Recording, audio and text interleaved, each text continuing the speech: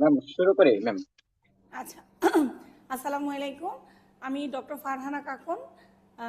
এখন FCPS part 2 training হিসেবে আছি ঢাকা মেডিকেল কলেজ অ্যান্ড হসপিটালে। আজকে আমরা FCPS mid term radiology and imaging, যেটা লাস্ট সেশন, মানে জানুয়ারি 2026-এ যে এক্সামটা হয়েছে সেটার এসিকিউটা সলভ করব। তো এর আগে আমি আপনাদেরকে যেটা বলবো যে আমাদের রিটেন হয় 2 দিনে, তাই তো? আপনারা যারা নতুন আসছেন, কারণ এটা যেহেতু লাইভে যাচ্ছে, সবাই মিড টার্মে যে একদম সামনে জুনে তা না, অনেকে আছেন একদম নিউলি আপনারা ট্রেনিংয়ে জয়েন করেছেন। তো ওভারঅল সবার জন্য বলছি, আমাদের রিটেন হবে 2 দিন। হ্যাঁ, প্রথম দিন হবে আমাদের এসবিএ, হ্যাঁ, যেটা আমরা অলরেডি আমাদের পার্ট 1-এ দিয়ে এসেছি, সেরকম এসবিএ হবে। তো এসবিএতে আমাদের 100 মার্ক, সেটা সেটা আমরা আপনাদের পরীক্ষা নিব, মক যখন নিব সেটা আপনারা দেখবেন, সেই প্যাটার্নগুলো আপনি বুঝবেন তখন। আর আরেকটা হচ্ছে এসিকিউ, সেটা হচ্ছে যে আমাদের ছোট ছোট কোশ্চেন দেওয়া থাকবে। ধরেন আপনি যখন ডিসকাস করবো তখন দেখবেন যে একটা সিনারিও দেওয়া থাকবে, সিনারিওর পরে কোশ্চেন দেওয়া থাকবে। হ্যাঁ, কোশ্চেন দেওয়া থাকবে, কোশ্চেন ছোট ছোট কোশ্চেন, এবং আনসারগুলোও কিন্তু টু দ্য পয়েন্ট স্পেসিফিক হতে হবে। হ্যাঁ, আচ্ছা, এরপর এটা হচ্ছে মানে আপনার সেকেন্ড পেপার। তো ফার্স্ট পেপার হচ্ছে সিঙ্গেল পেজ, আর সেকেন্ড পেপার হচ্ছে আপনাদের যেটা বললাম এসিকিউ। হ্যাঁ, আর এরপর হচ্ছে আমাদের অস্কি অস্কি আপনাদের যদি আপনার রিটেন পাস করেন অস্কি দিবেন একদিনে। হ্যাঁ, অস্কি ওটার মধ্যে ভাইবা ইনক্লুডেড। হ্যাঁ, আচ্ছা, এখন কোশ্চেনটা সলভ করতে গিয়ে যেহেতু আমি পাস করেছি জুলাই 2025-এ। হ্যাঁ, তো এই সেশনে কোশ্চেনটা সলভ করতে গিয়ে যেটা আমি মনে হয়েছে আমার, যে মিড টার্মে আপনি শুধু মিড টার্ম না, পার্ট 2 বলেন, মিড টার্ম বলেন, আপনি আপনার 1 নাম্বার বই রাখবেন হচ্ছে সাটন। হ্যাঁ, সাটনের বাইরে কোনো কোশ্চেন কিন্তু আসে না। আপনি সাটনের বাইরে যদি কিছু পড়তে চান সেটা নিজের দায়িত্বে পড়বেন। আপনার 1 নাম্বার বই থাকবে সাটন। আপনারা যারা একদম নতুন আছেন তারা সাটন কিনে ফেলবেন, আর যারা মোটামুটি পড়তেছেন তারা সাটন, তো আই হোপ সাটন পড়ছেন অথবা সাটন শুরু করছেন। কারণ প্রত্যেকটা লাইন যখন সলভ করতে গেছি, প্রত্যেকটা লাইন সাটন থেকে তুলে দেওয়া, মানে জিনিসটা সাটনেই আছে, বাট একটু ঘুরিয়ে আছে। যখন পড়তে যাবেন তখন অবশ্যই চিন্তা করবেন যে আপনার মানে আপনি এই কোশ্চেনটাকে একটা সিনারিও বেস তৈরি করে ফেলবেন। সাপোজ আপনি গল ব্লাডার পড়তেছেন, আপনি গল ব্লাডারের গল স্টোন যখন পড়বেন, আপনি একটা মানে গল স্টোনের একটা সিনারিও তৈরি করে ফেলেন কোলেলিথিয়াসিসে, যে একটা পেশেন্ট আমার কাছে আসছে, তার মানে এরকম যদি হিস্ট্রিটা থাকে, আমার দিদি কি হবে, ঠিক আছে, এরকম হিস্ট্রি থাকলে আমার প্রভিশনাল ডায়াগনোসিস আমি কি লিখবো, এরকম আপনি একটা সিনারিও তৈরি করে ফেলবেন। এরপর প্রভিশনাল ডায়াগনোসিস যদি কোলেলিথিয়াসিস হয়, নেক্সট আমি পেশেন্টের কি করতে পারি, ঠিক আছে, এরকম এরকম জিনিসগুলো আপনি নিজে নিজে কোশ্চেন পড়ার সময় নিজেই কোশ্চেনটাকে তৈরি করে ফেলবেন। তাহলে হবে কি, আপনার পরবর্তীতে দেখবেন যে পরীক্ষায় এরকমই আসে। আমি যখন সলভ করবো আপনারা সেটা খেয়াল করবেন। আর আমি সবসময় বলি যে মিড টার্ম আপনি পাস করে ফেলবেন। আপনারা যারা রেগুলার কাজ করতেছেন, ডিপার্টমেন্টে যাচ্ছেন, মিড টার্ম পাস করা সোজা। সোজা কেন? কাদের জন্য সোজা? একদম আপনি যে কাজগুলো করতেছেন সেগুলা থেকেই কিন্তু আপনার কোশ্চেন আসতেছে একদম, এবং আপনি নিজেও বুঝবেন কাজ করতে করতে আপনার স্যার ম্যাডামরা আপনাকে বলতেছে যে দেখো, এই যে হেডনেক যখন আপনাকে একটা হেডনেকের একটা সিটি যখন সলভ করে দিচ্ছে, তখন বলতেছে যে দেখো রেট্রোমোলার ট্রাইকনটা কিন্তু ভালো করে দেখবা, এটার কিন্তু ইম্পর্টেন্স আছে। এটা কিন্তু আমি আমার মিড টার্ম দেওয়ার আগে অনেকবার শুনছি, এমনকি পরে দেখলাম যে মিড টার্মে এই কোশ্চেনটা মানে একদম 2 বার আসছে। সো এই জিনিসগুলো আপনারা মাথায় রাখবেন যে আপনি যদি কাজ করেন আপনি পাস করে ফেলবেন। তাহলে সমস্যা কোথায়? সমস্যা হচ্ছে যে আমরা পড়ার স্টাইলটা বুঝি না। আর আমাদের এই যে এতগুলো রেসপেক্টেড টিচারকে মানে আপনার ফেস করতে হবে ডিউরিং অস্কি, এটা হচ্ছে সবচেয়ে বেশি মানে আতঙ্কের ব্যাপার। সেই জন্যই আমরা আপনাদের জন্য এই মিড টার্ম ব্যাচটা নিয়ে এসেছি। তো আজকে আমরা শুরু করি। আচ্ছা, প্রথম হচ্ছে যে 1 নাম্বার কোশ্চেন আর 3 নাম্বার কোশ্চেন আমি সলভ করে দিব, আর 2 নাম্বার আর 4 নাম্বার হচ্ছে ডক্টর মার্জিয়া আপনাদেরকে সলভ করে দিবে। আচ্ছা, প্রথম যে কোশ্চেনটা এসেছিল এটা 1 number. 45 years old male army soldier came with right knee pain। দেখেন বলছে আর্মি সোলজার, তার মানে হচ্ছে আপনাকে মনে রাখতে হবে যে আপনাকে এখান থেকে একটা ক্লু বের করতে হবে। কথা বুঝছেন কিনা? List 2 possible knee joint diseases according to possibility. তার মানে আপনাকে যেহেতু আপনি দেখেন যখন এই যে এই কোশ্চেনটা পাওয়ার পর আপনারা অনেকে অনেক রকমের আনসার দিবেন। অনেকের মনে হইতে পারে যে আচ্ছা নি জয়েন্ট পেইন আর কি হবে, অস্টিও আর্থ্রাইটিস হবে। হইতে পারে, আমার অস্টিও আর্থ্রাইটিস হবে না যে সেটা না, কিন্তু অস্টিও আর্থ্রাইটিস এগুলো মেইনলি কিন্তু এক পায়ে হয়, ঠিক আছে, দুই পায়ে হয়। আর এটা দেখেন 45 ইয়ার্স হইতেই পারে অস্টিও আর্থ্রাইটিস।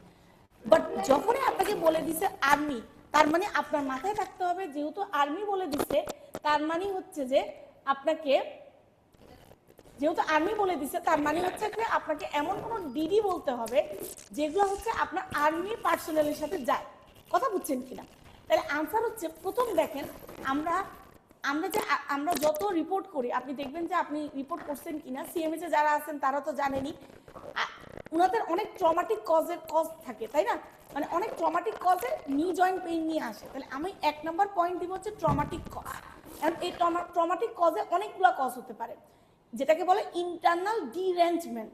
এটা মেনিসকাস টিয়ার হইতে পারে, স্পেশালি মিডিয়াল মেনিসকাসটা বেশি টিয়ার হয়, লিগামেন্ট ইনজুরি, এসিএল আর এমসিএল বেশি ইনজুরি হয়, প্যাটেলার ইনজুরি প্যাটেল হইতে পারে। আর 2 নম্বর আমি দিছি গাউট। কি দিছি? গাউট।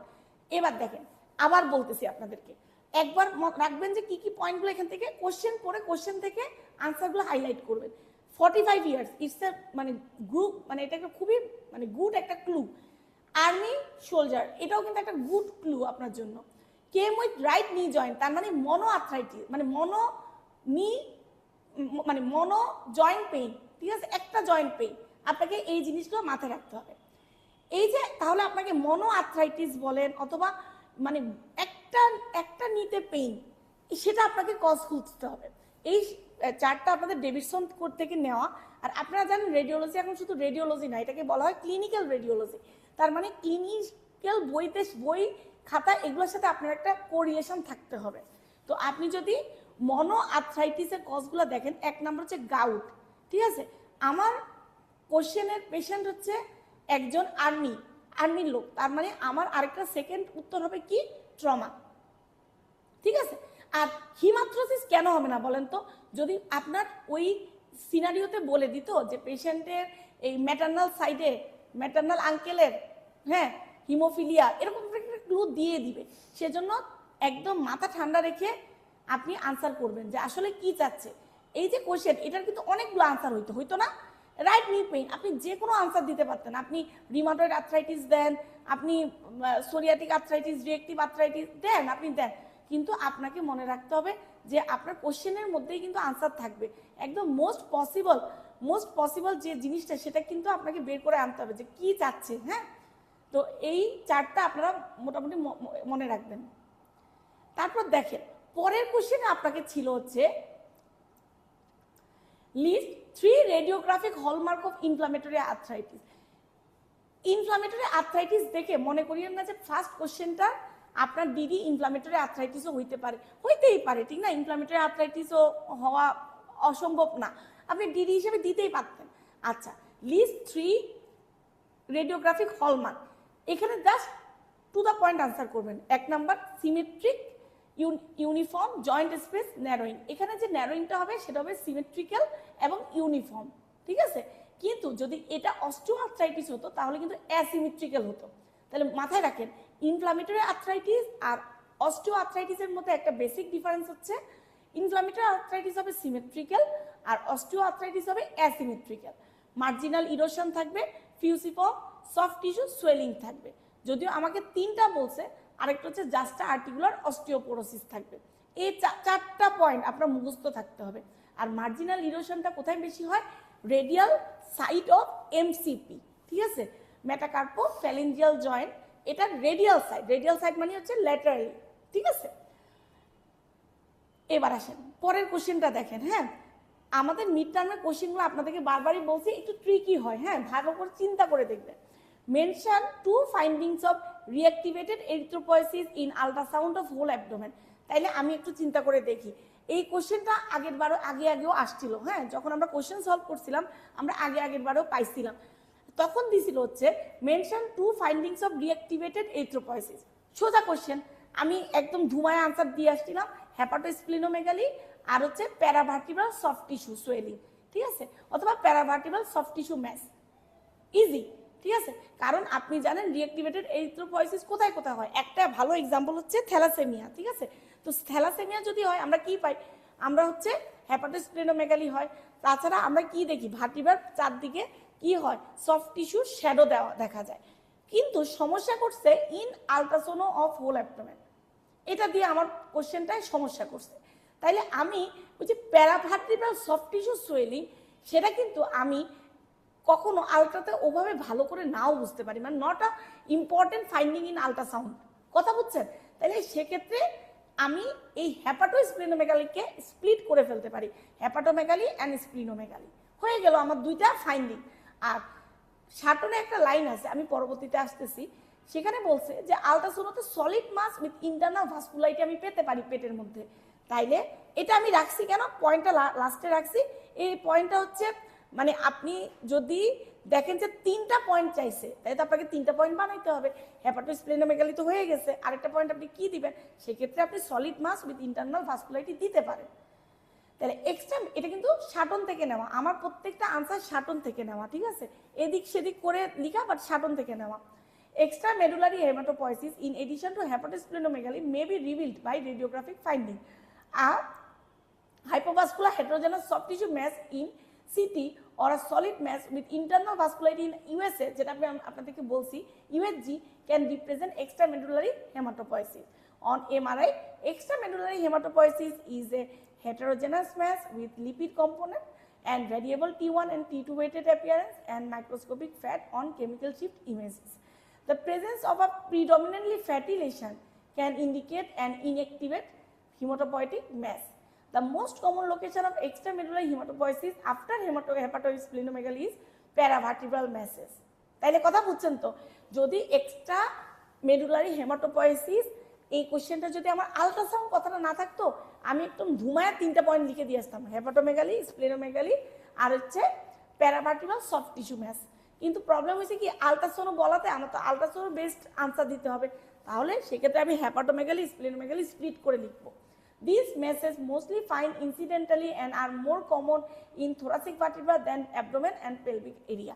আপনি দেখছেন না যে আমরা থ্যালাসেমিয়ার পেশেন্ট আসলে আমরা মেইনলি কি চিন্তা করি, এখান থেকে আপনাদের কিন্তু থ্যালাসেমিয়া রিলেটেড আরও কোশ্চেন আসছিল, আপনাদের মনে আছে কিনা, অথবা আপনারা যদি আগের কোশ্চেনগুলো সলভ করেন তাহলে দেখবেন থ্যালাসেমিয়া থেকে আপনাদের একটা কোশ্চেন আসছিল এরকম যে একটা থ্যালাসেমিয়া পেশেন্ট আপনার কাছে আসছে, তার কি কি আপনি দেখবেন, ঠিক আছে, অ্যাবডোমেনে তার কি কি দেখবেন। তাহলে সেক্ষেত্রে আপনি অ্যাবডোমেনে কি দেখবেন, হেপাটোমেগালি দেখবেন, স্প্লিনোমেগালি দেখবেন, তারপর হচ্ছে তার গল ব্লাডারটা দেখবেন, তাই না, গল ব্লাডারটা আমরা কি পাইতে পারি, পিগমেন্টেড স্টোন পাইতে পারি, তাই না। তো এরকমও কোশ্চেন আসতে পারে। সো এই প্রত্যেকটা কোশ্চেনই কিন্তু শাটন বেসড, আপনার ডে টু ডে লাইফে আপনি যে কাজ করতেছেন সেই বেসড। সো কাজ করবেন, কাজ না করলে আপনি কিন্তু মিড টার্ম পাস করতে পারবেন না, এটা কিন্তু আমি বারবার বলি। Right name and description of the radiographic line which suggests femoral neck fracture. ওকে, তাইলে এই লাইনটা যেহেতু লাইন বলছে, তার মানে লাইন আছে কয়টা, একটা। এই লাইনটাকে বলা হয় শ্যান্টনস লাইন। এটা কি, inferior border of the superior pubic ramus to inferior medial border of the femoral neck, দেখছেন কিনা। তাইলে এই যে গেল গেল গেল গেল, this is the Shenton's line. এটা রেফারেন্স হচ্ছে, প্রত্যেকটা রেফারেন্স আমি দিছি, আগেরটা রেফারেন্সের নাম্বারটা উঠে নাই, কিন্তু প্রত্যেকটা রেফারেন্স কিন্তু শাটন। এটা হচ্ছে ওই যে আমি যেহেতু আমি বেশিরভাগই হচ্ছে পিডিএফ পড়ি, তো আপনাকে পেজ নাম্বার দিতে পারি নাই, সরি, বাট আপনাকে আমি শাটনের 59 পেজের হিপ যে আমাদের চ্যাপ্টারটা আছে সেখানেই আপনি পাবেন। এখন এই যে এটার যদি ডিসরাপশন হয় তাইলে আপনার দুইটা ডিডি হইতে পারে, দুইটা কারণ হইতে পারে। একটা হচ্ছে femoral neck fracture or developmental dysplasia of the hip.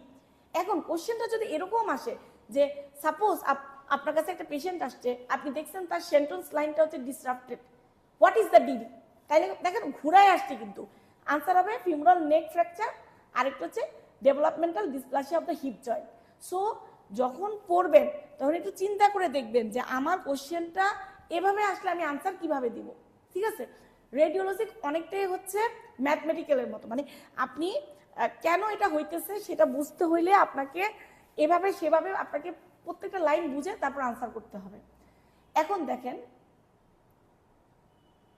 আচ্ছা এটা নিয়ে আমি আরো কিছু কথা বলি আপনাদেরকে। সেটা হচ্ছে যে আমি যখন এই চ্যাপ্টার 59 হিপ জয়েন্টের চ্যাপ্টারটাতে যাই, আমি দেখলাম যে সেন্ট্রোস লাইনের মতো আরো কিছু লাইন আছে, বিভিন্ন লাইন আছে, এবং এক একটা লাইন এক একটা কারণে সিগনিফিকেন্ট। কোনোটা এই ফ্র্যাকচারে, কোনোটা এই জায়গায়, কোনোটা ওই জায়গায়। আপনারা অবশ্যই চ্যাপ্টার 59-এর হিপের যে চ্যাপ্টার 59, এখানে এই চারটা পড়ে নেবেন। এর মধ্যে একটা পয়েন্ট ছিল হচ্ছে সেন্ট্রোস line. List 5 features to be assessed on any bone lesion। পুরা সাটন, মানে পুরা সাটন। আমি দেখেন আপনাদেরকে এই যে table number 62.1, this is from Sutton. দেখেন কোশ্চেনও মিল আছে।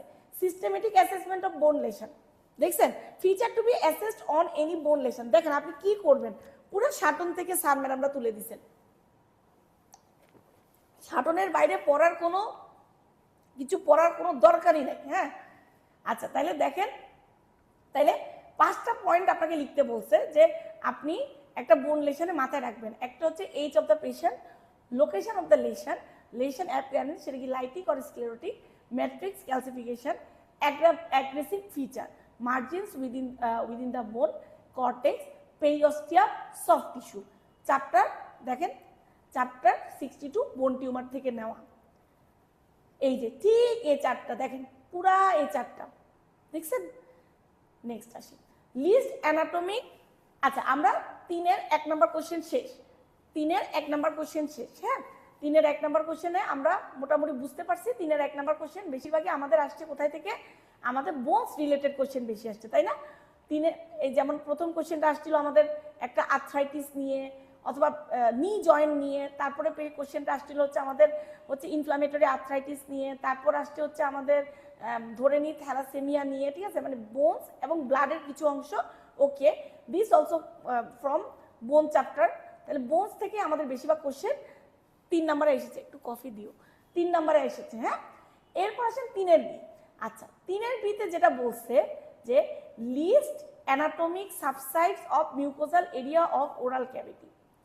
এবং আপনি বিশ্বাস করবেন কিনা, chapter 65 oral cavity and pharynx, এই চ্যাপ্টারের এই যে 5টা পয়েন্ট আছে, এই 5টা পয়েন্ট সাটনের জাস্ট লেখা আছে হেডিং দিয়ে এরকম, the mucosal area of oral cavity is broadly divided into the following anatomic subsites. মানে এই সাবসাইটসটাও তুলে দিছে স্যাররা, মানে পুরা সাটন জিনজিভো পানি মুখের।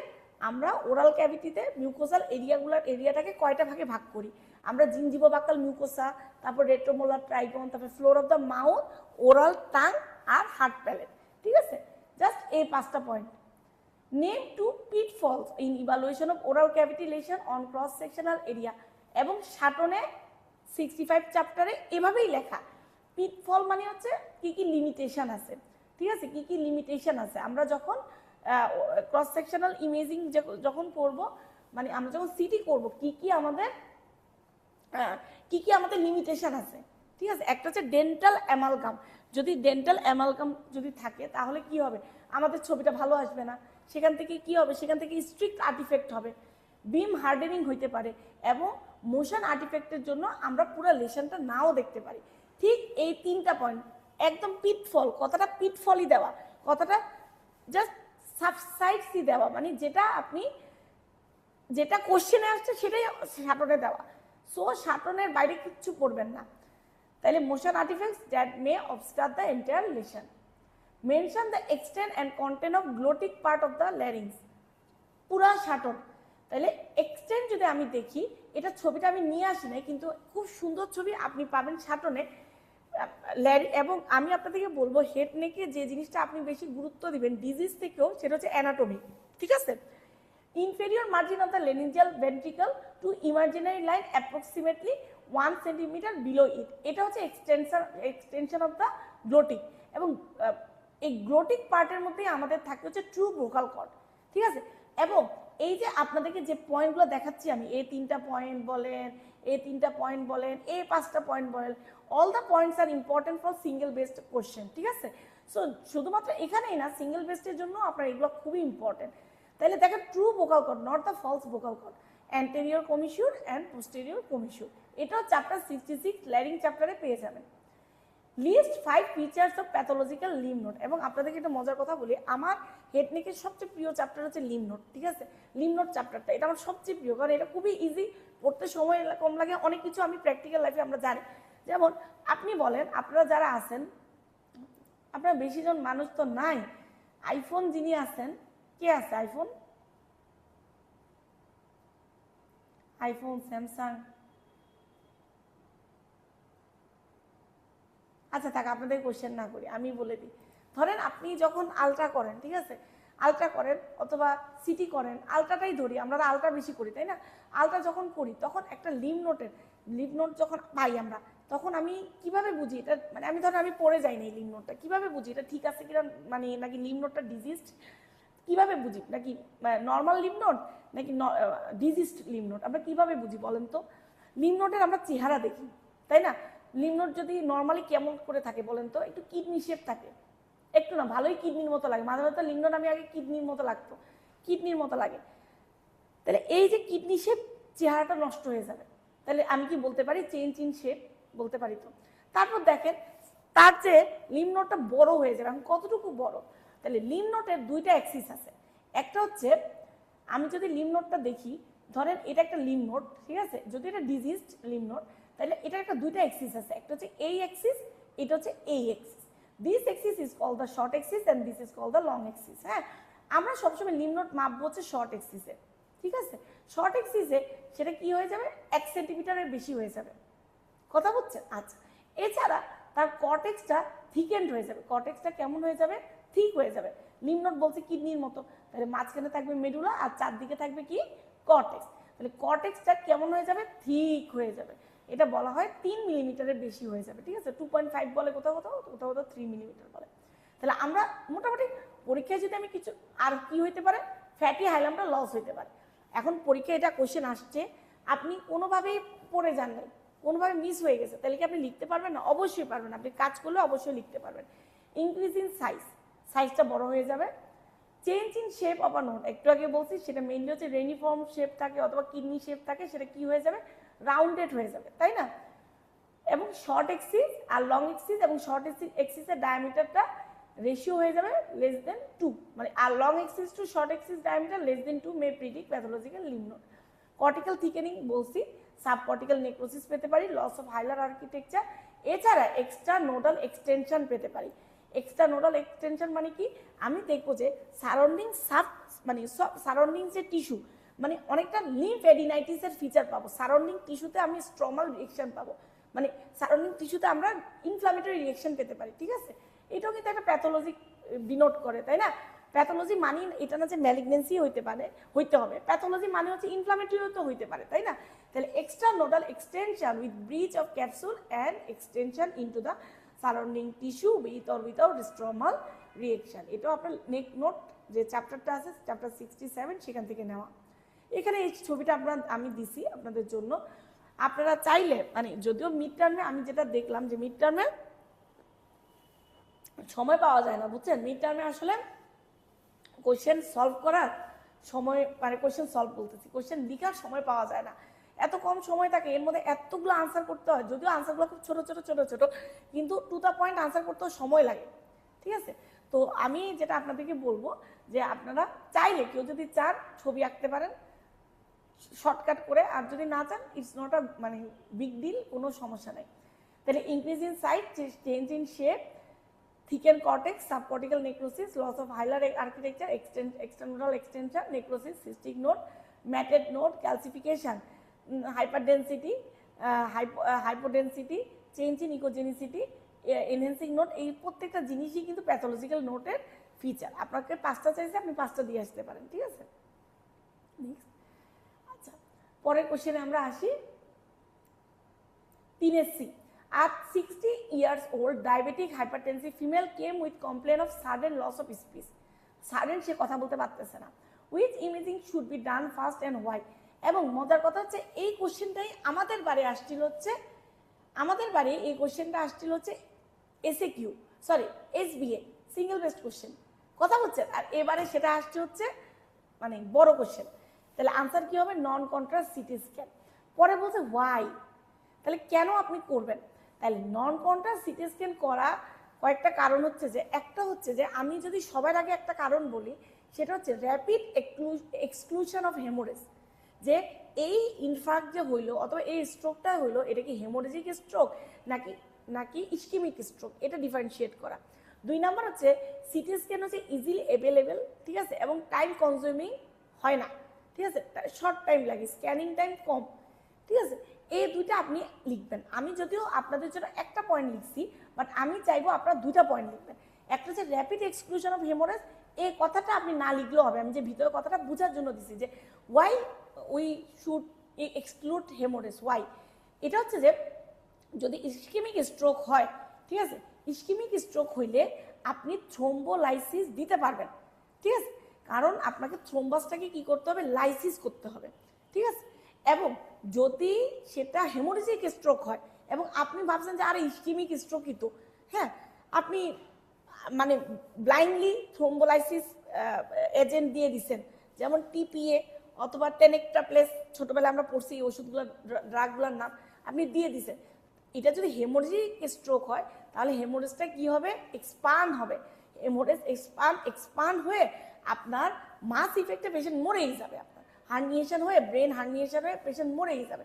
সো আমাদের মাথায় রাখতে হবে, আমাদের টার্গেট কিন্তু not to denote the ischaemic stroke, but to exclude the haemorrhagic stroke. বুঝা গেছে কিনা?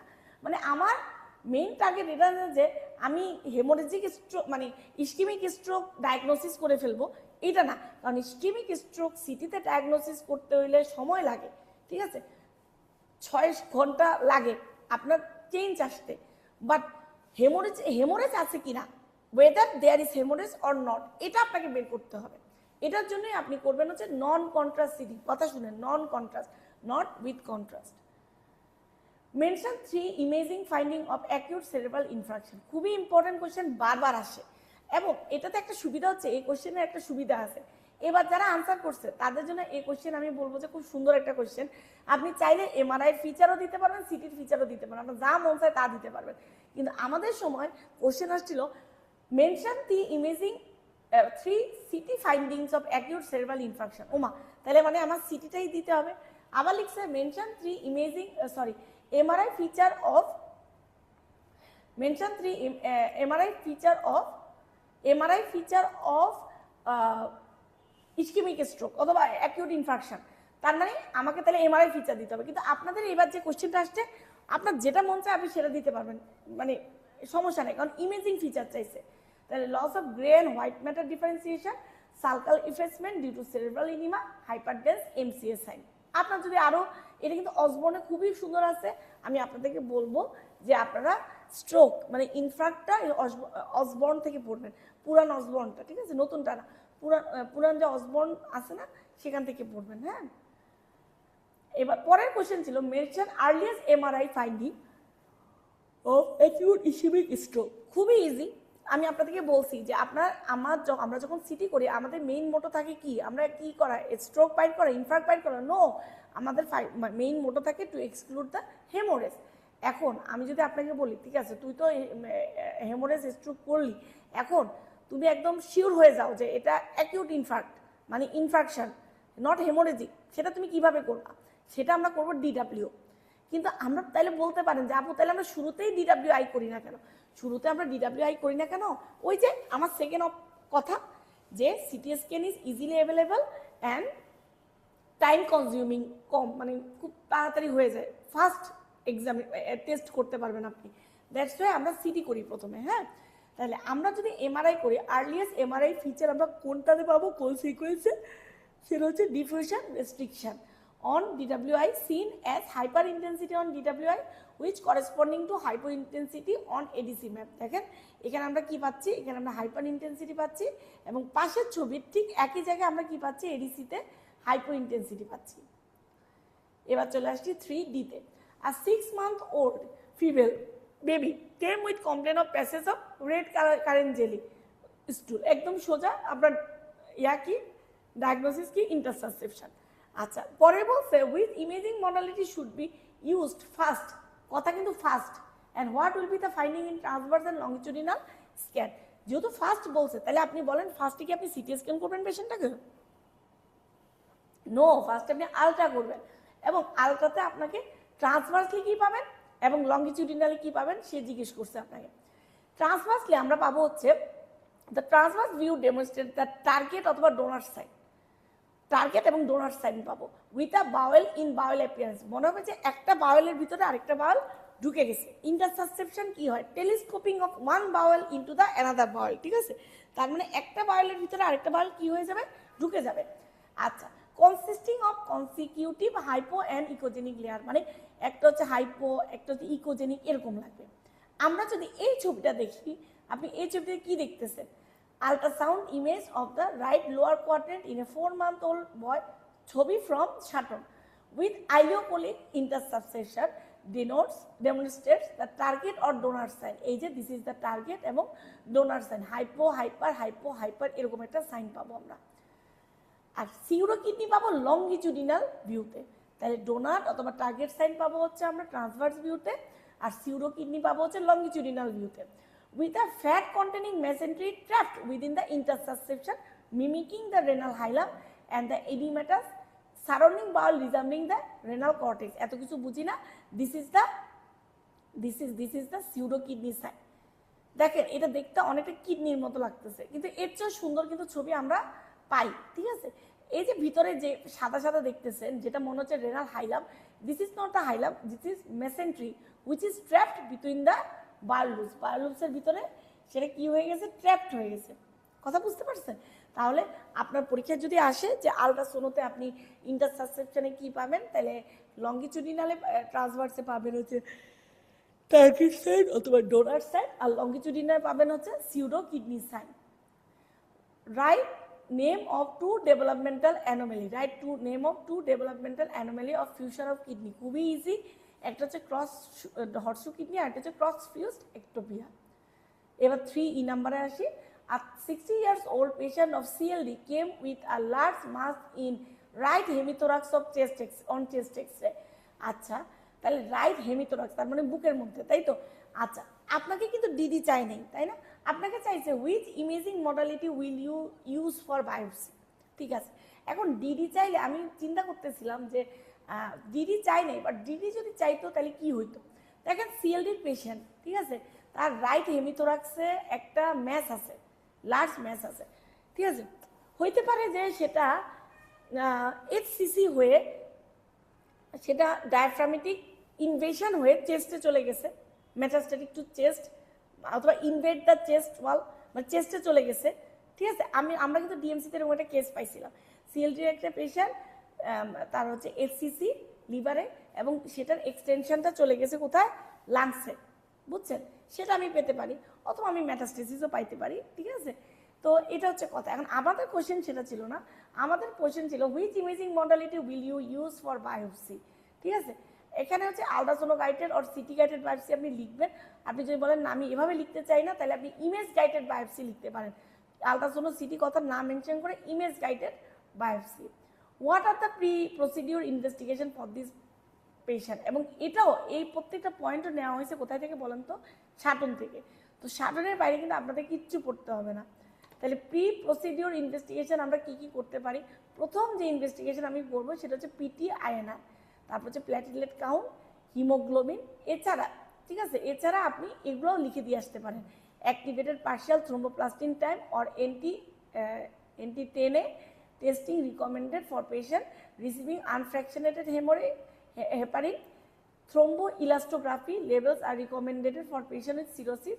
TEG is an assay that measures the global viscoelastic property of the whole blood clot formation. Blood clot formation এর elasticity সেটা measure করে। তো আপনি just যেটা করবেন পয়েন্টগুলো লিখে দিয়ে আসবেন। আর যদি বলেন যে আপু আমি এত পয়েন্ট আমার মনে থাকবে না, তো এই পেশেন্টের জন্য সবচেয়ে বেশি ইম্পর্টেন্ট যে পয়েন্ট সেটা হচ্ছে 1 নাম্বার এবং 2 নাম্বার, এই দুটো পয়েন্ট সবচেয়ে বেশি important. List two general contraindication for elective interventional procedure, ঠিক এই লাইনটাই দেওয়া আছে কোথায়? শাটনে। একটা হচ্ছে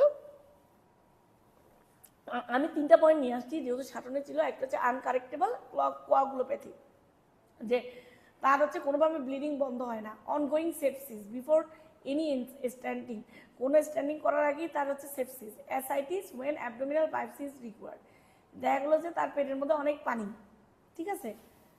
তো এই কারণগুলোতে আমরা কি করতে পারবো না, আমরা ইন্টারভেনশন করতে পারবো না। এর সাথে সাথে আমাদের 3 নম্বর কোশ্চেন সলভ হওয়ার শেষ। আপনাদের 3 নম্বর কোশ্চেন নিয়ে কারোর কোনো কোশ্চেন মানে কোনো কোয়ারি আছে কিনা? আপনাদের মানুষই অনেক কম। ফারহানা আপু, আপনার কোনো কোয়ারি আছে?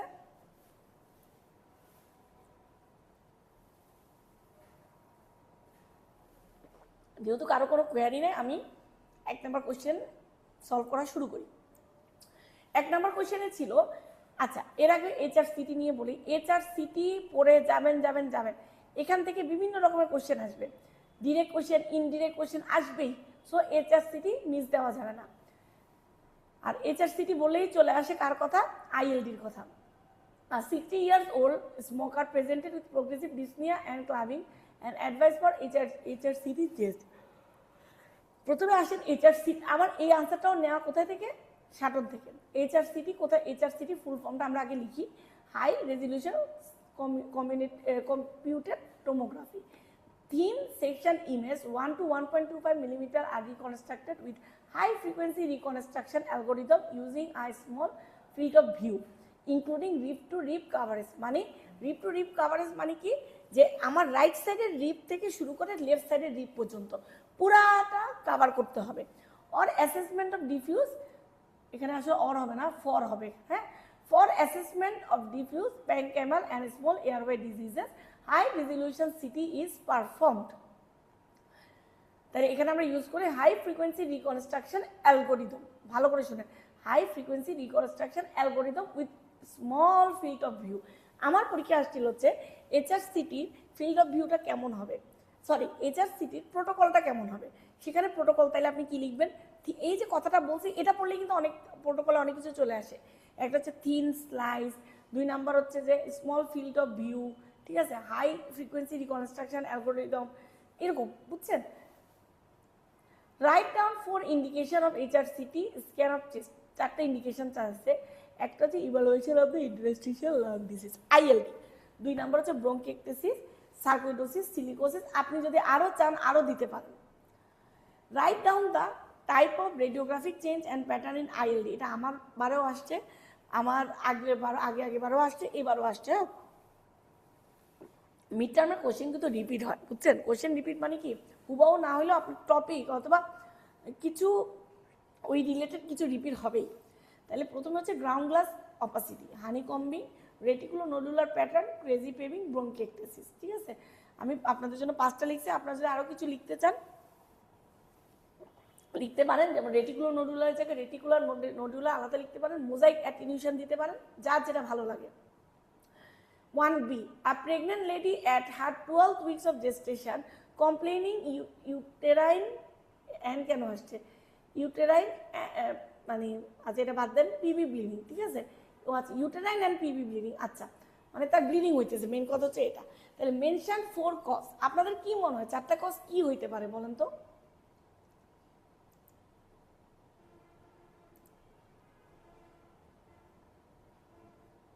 হানিফ ভাই আপনি বলেন, জিকো ভাই একটা কজ বলেন। আমার কথা কি শোনা যাচ্ছে?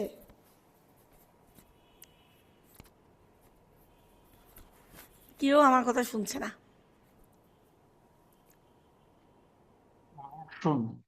হ্যাঁ জিকো ভাই, আপনার কি মনে হয়? দেখেন প্রেগনেন্ট লেডি, তার 12th উইক অফ জেস্টেশনে তার হচ্ছে পিবি ব্লিডিং হচ্ছে, কি হইতে পারে আপনার কি মনে হয়? প্রেগন্যান্সি লস হতে পারে। এই যে প্রেগনেন্সি লস হইতে পারে, গুড ভাইয়া, ঠিক আছে, থ্যাংক ইউ। 4টা কজ চাইছে, হ্যাঁ।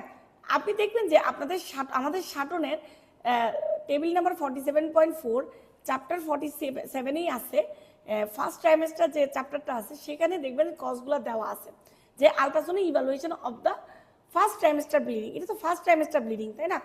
একটা হচ্ছে নর্মাল ইভেন্ট, নর্মাল ইভেন্টে তার এমনি ব্লিডিং হইতে পারে না নর্মাল। আপনি দেখবেন ইমপ্ল্যান্টেশন ব্লিডিং নিয়ে আপনার কাছে অনেক পেশেন্ট আসে। এছাড়া আরও অনেক কারণ হইতে পারে, যেমন আমার কাছে 4টা যে ভালো ভালো কারণ মনে হয়েছে আমি ওগুলো তুলে দিছি। একটা হচ্ছে early pregnancy failure, subchorionic haemorrhage হইতে পারে, ectopic pregnancy, gestational trophoblastic disease. জাস্ট এই চারটা আপনারা মনে রাখবেন, ঠিক আছে। Mention two ultrasound feature of non viable gestation, মানে বাচ্চা ভায়াবল না, সেটা কিভাবে বুঝবেন? এটা আমরা হর হামেশায় পাই এবং আমরা ব্লাইটেড ওভাম লিখে দিয়ে আসি, আপনার মনে আছে কিনা?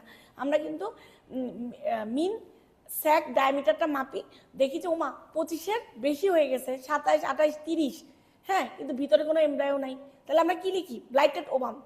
এটা একটা যে non viable, this gestation will not viable, ঠিক আছে, মানে এটা ভায়াবল হবে না, শেষ, এটা এখন ডিএনসি করো বা মানে যেভাবে হোক এটা রিমুভ করতে হবে, তাই তো? তাহলে একটা তো এটা। 2 নম্বর আমরা কি পাইতে পারি বলেন তো?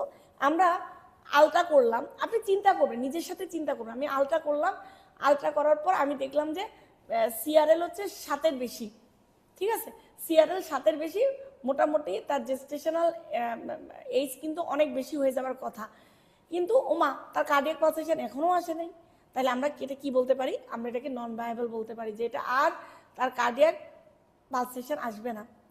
একটা হচ্ছে absence of yolk sac and embryo at 2 weeks follow up, ঠিক আছে, আপনার কাছে কিন্তু 2টা চাইছে, আমি আপনাদের জন্য আরও 4টা নিয়ে আসছি, মানে আরও 2টা, মানে মোট টোটাল 4টা কজ আছে, সাটনেই 4টা কজ দেওয়া, 4টা কজ নিয়ে আসছি। একটা হচ্ছে absence of yolk sac and embryo at 2 weeks follow up, আপনি আজকে ফলো আপ করছেন, কোনো ইয়ক স্যাক এবং এমব্রায়ো পাইলেন না, ঠিক আছে, কিন্তু এটাতে কিছু কথা আছে যে মিন স্যাক ডায়ামিটারটা 25-এর কম কম, আবার 2 সপ্তাহ পরে তাকে বললেন যে আপনি আবার আসেন, তারপরেও আপনি পাইলেন না, তাইলে আপনি সেটাকে নন ভায়াবল বলতে পারেন। একটা হচ্ছে absence of embryo at 11 days follow up scan, আপনি 11 দিন পরে দেখলেন যে কোনো এমব্রায়ো নাই, সেখানেও আপনি নন ভায়াবল বলতে পারেন। বাট ইম্পর্টেন্ট 2টা যদি পয়েন্ট বলেন, সেই 2টা হচ্ছে 1 নম্বর এবং 2 নম্বর, পরীক্ষা আগে এই 2টা লিখবেন, এগুলা যদি 4টা চায় সেক্ষেত্রে লিখবেন। এই যে আবার দেখেন এই 4টা নেওয়া হয়েছে কোথায়? আপনার সাটনের ফার্স্ট এডিশন, ফার্স্ট ট্রাইমেস্টারের চ্যাপ্টার 47 চ্যাপ্টারে থেকে নেওয়া হয়েছে। দেখেন যা যা আমি বলছি, দেখেন ফলো আপ কখন করব, নন ভায়াবল কখন বলবো, দেখেন non viable, non viable, non viable, non viable, 4টা non viable, follow up, follow up, follow up after 2 weeks, follow up after 11 days, ঠিক আছে, poor prognosis, weekly follow up, এই প্রত্যেকটা লাইন কিন্তু ইম্পর্টেন্ট। সো এই 4টা ভালো করে পড়বেন। আর আপনাদেরকে বারবার বলি 2টা জায়গা থেকে কোশ্চেন আসবে, একটা হচ্ছে ইন্টারভেনশন আর একটা হচ্ছে যে উইমেন্স ইমেজিং, এই 2টা থেকে কোশ্চেন আসবেই আসবে, এই 2টা থেকে কোশ্চেন আসবেই। সো এই 2টা বাদ দিয়ে পরীক্ষার হলে যাবেন না। পরের কোশ্চেন ছিল write down the amniotic fluid volume grading on AFI, একদম সোজা, কখনো এএফআই এর গ্রেডিং আসে, কখনো প্লাসেন্টাল গ্রেডিং আসে, মানে একদম এই 2টা কোশ্চেন সানম্যানদের খুবই পছন্দ। নর্মাল হচ্ছে 8 থেকে 24, ঠিক আছে, মার্জিনাল অলিগো বলবো যদি 5 থেকে 8 হয়, অলিগো বলবো হচ্ছে যদি 5-এর কম হয়, অ্যান্ড হাইড্রোঅ্যামনিওস বলবো হচ্ছে যদি অ্যাবসেন্ট থাকে, আর পলি বলবো যদি একটা সিঙ্গেল ডিপ্রেস ভার্টিক্যাল পকেটে যদি 8-এর বেশি অথবা তার সমান হয়, তাহলে আমি এটাকে পলি বলবো, অথবা ওভারঅল পলি বলতে হলে আমার 24-এর উপরে হইতে হবে। এবার 3 নম্বর কোশ্চেনে আসি। A middle age fair lady came with right upper quadrant pain and bleaching with advice of ultrasound of HBS. এখন দেখেন এখানে ফেয়ার কথাটা দিয়েই, ফেয়ার লেডি এই কথাগুলো দিয়ে আপনাকে বুঝাইতে চাইছে যে আপনি ওই যে ফেয়ার, ফ্যাটি, ঠিক আছে, তারপরে কি কি যেন ছিল না আমার কোলেলিথিয়াসিসের এফ দিয়ে, সেই জিনিসটা আপনাকে বুঝাইতে চাইছে। তার মানে ডায়াগনোসিস কি হবে? Cholelithiasis. What are the common expected finding in acute condition on X-ray and ultrasound of this patient? তাহলে এই পেশেন্টটা হঠাৎ করে ব্যথা উঠছে, কোলেলিথিয়াসিসের পেশেন্ট, তা আপনার কাছে আসছে, আপনার কাছে তো অনেকগুলো ডিডি আছে, সো আপনি একবার এক্সরে করলেন, এটা আলট্রা করতে দিচ্ছে। এক্সরেতে আপনি কি পাইতে পারেন বলেন তো? এক্সরেতে আপনি নর্মাল পাইতে পারেন, কারণ আমরা জানি বেশিরভাগ almost 10 to 15% gall bladder stone হচ্ছে রেডিও লুসেন, ওগুলোকে তো দেখা যাওয়ার কথা না। অথবা আমি যদি রেডিও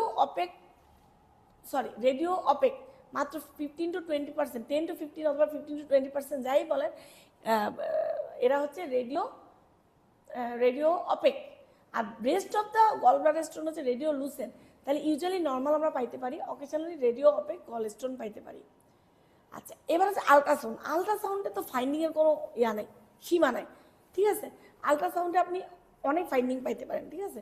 আচ্ছা, এছাড়া এখানে আপনি যদি আরো লিখতে চান যে গল স্টোনের যে কমপ্লিকেশনগুলো আছে সেগুলো আপনি পাইতে পারেন, এখানে আপনি লিখতে পারেন, আমি লিখি নাই, আপনি যদি লিখতে পারেন লিখতে পারেন। যেমন গল স্টোন থেকে কি হতে পারে, প্যাঙ্ক্রিয়াটাইটিস হতে পারে, প্যাঙ্ক্রিয়াটাইটিস হলে আমি সেখানে প্যাঙ্ক্রিয়াটাইটিসের ফিচার আমি এক্সরে থেকে পাইতে পারি, অথবা আপনি গল ব্লাডার আইলিয়াস, গল স্টোন আইলিয়াস পাইতে পারি, ঠিক আছে।